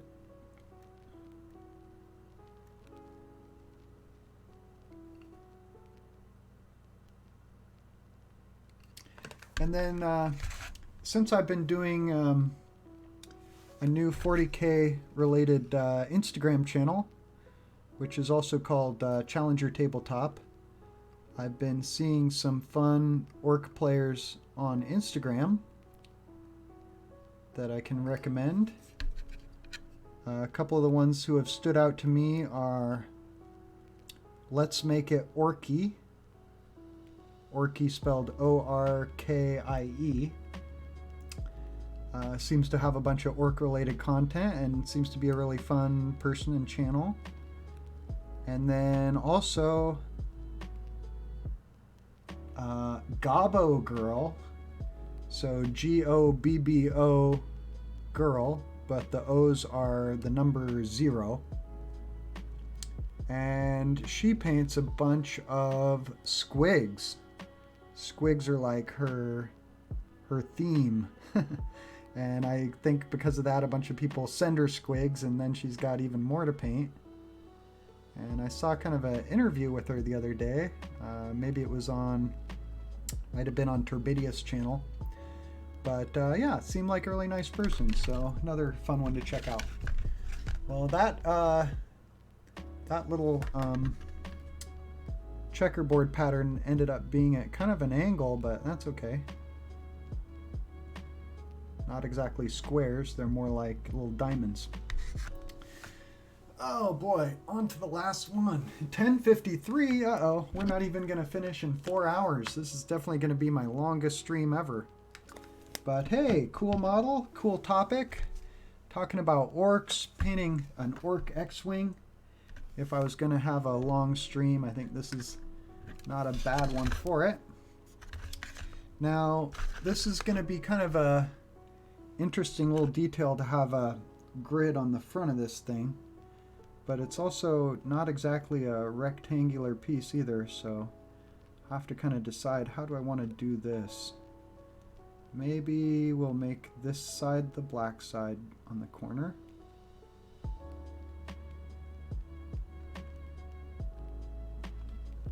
And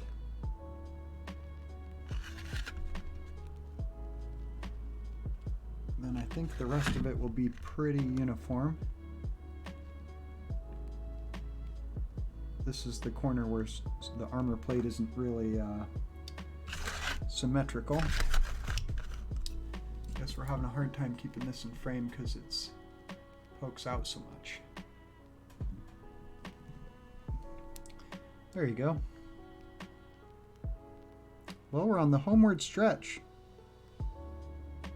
Painting all these checkerboards was always going to be one of the most time-consuming parts of the project. And we're on the last one. I did want to do a little bit of ink wash on these areas afterwards, but that'll be super quick. And we could always paint some highlights on the brass or something while we're waiting for this to be ready for ink wash. You want to make sure it has some time to dry.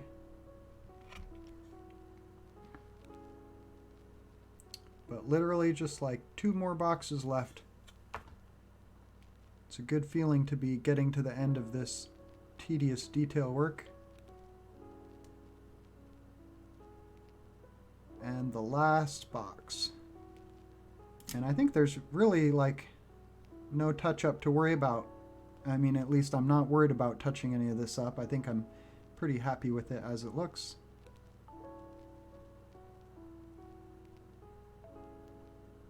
So we can move on from this part. All right. And let's have a look at how the effect with all those bits painted.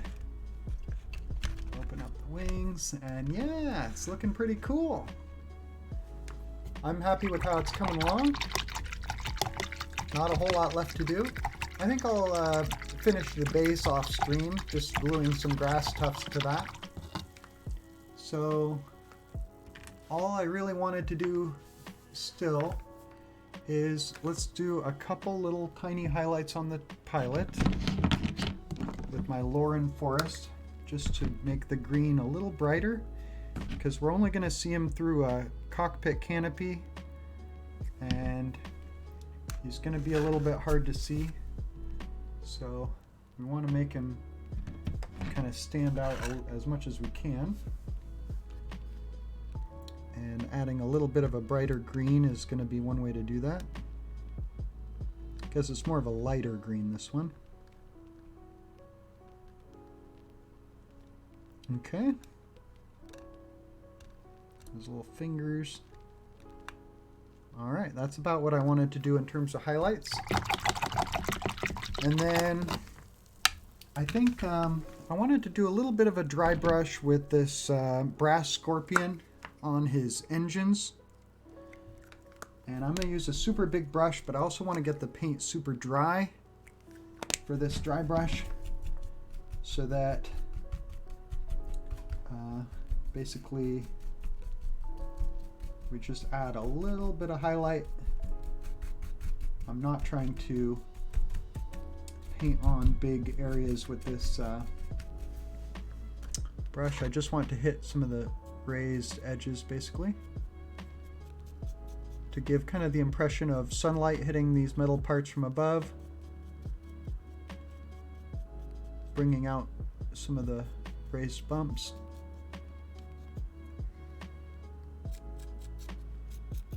Making them just a tad brighter. Hopefully I didn't do anything too bad with that bump. Looks okay. All right, well, now let's try some ink wash on the white bits, and then I think we're done. So I'm going to be using the Seraphim Sepia for this. It's wash that I think looks okay on white. It has a little bit of an orangey, pinky kind of look, and I'm just going to water it down a little bit to kind of make it a little less intense, because I don't want too much of the color to really come through. But here I'll just kind of dab it around, and you see how it kind of adds just a little bit of dirtiness to this armor panel. And I'm doing this just so that the white isn't so shockingly white. I want it to have just a little bit of a kind of a dirty look to it, because I feel like Ork vehicles shouldn't be looking too clean. And if I feel like it's too much, I'd maybe dab it with my finger, but this is looking fine to me.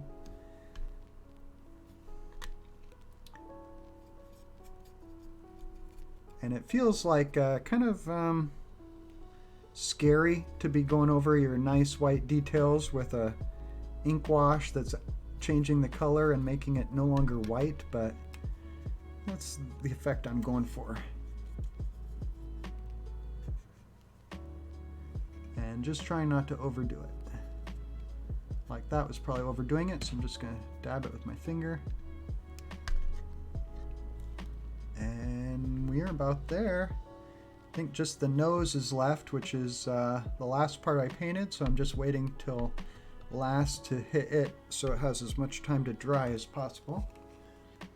And let's start with the underside to kind of get some of the paint off the brush. And that should be the darkest part that's most shadowed anyway. Oh, I guess I'm going off camera there. And just dabbing a little bit here and there. Okay. Now I think we are done. Too bad I'm out of glue. I can't glue the cockpit on. That would be kind of a fun way to put the cap on the model, as it were. And also this model is a bit big for my spinner to get a good final shot of it. So we'll just put the cockpit canopy on and see if we can zoom out and get kind of a nice overview of the finished model. Of course, we got my camera in the way. Let's angle him the other way. There we go. And let's move my little paint palette. Okay.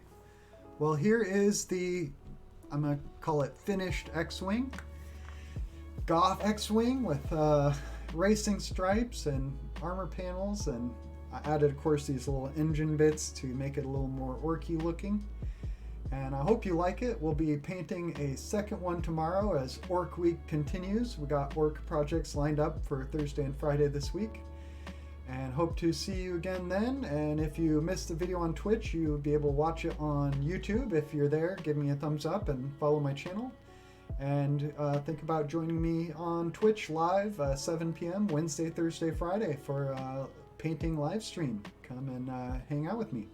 Hey, Nick found a link to the crew. I'll have to check that out. Thanks everybody for watching, and see you next time. Have a good night.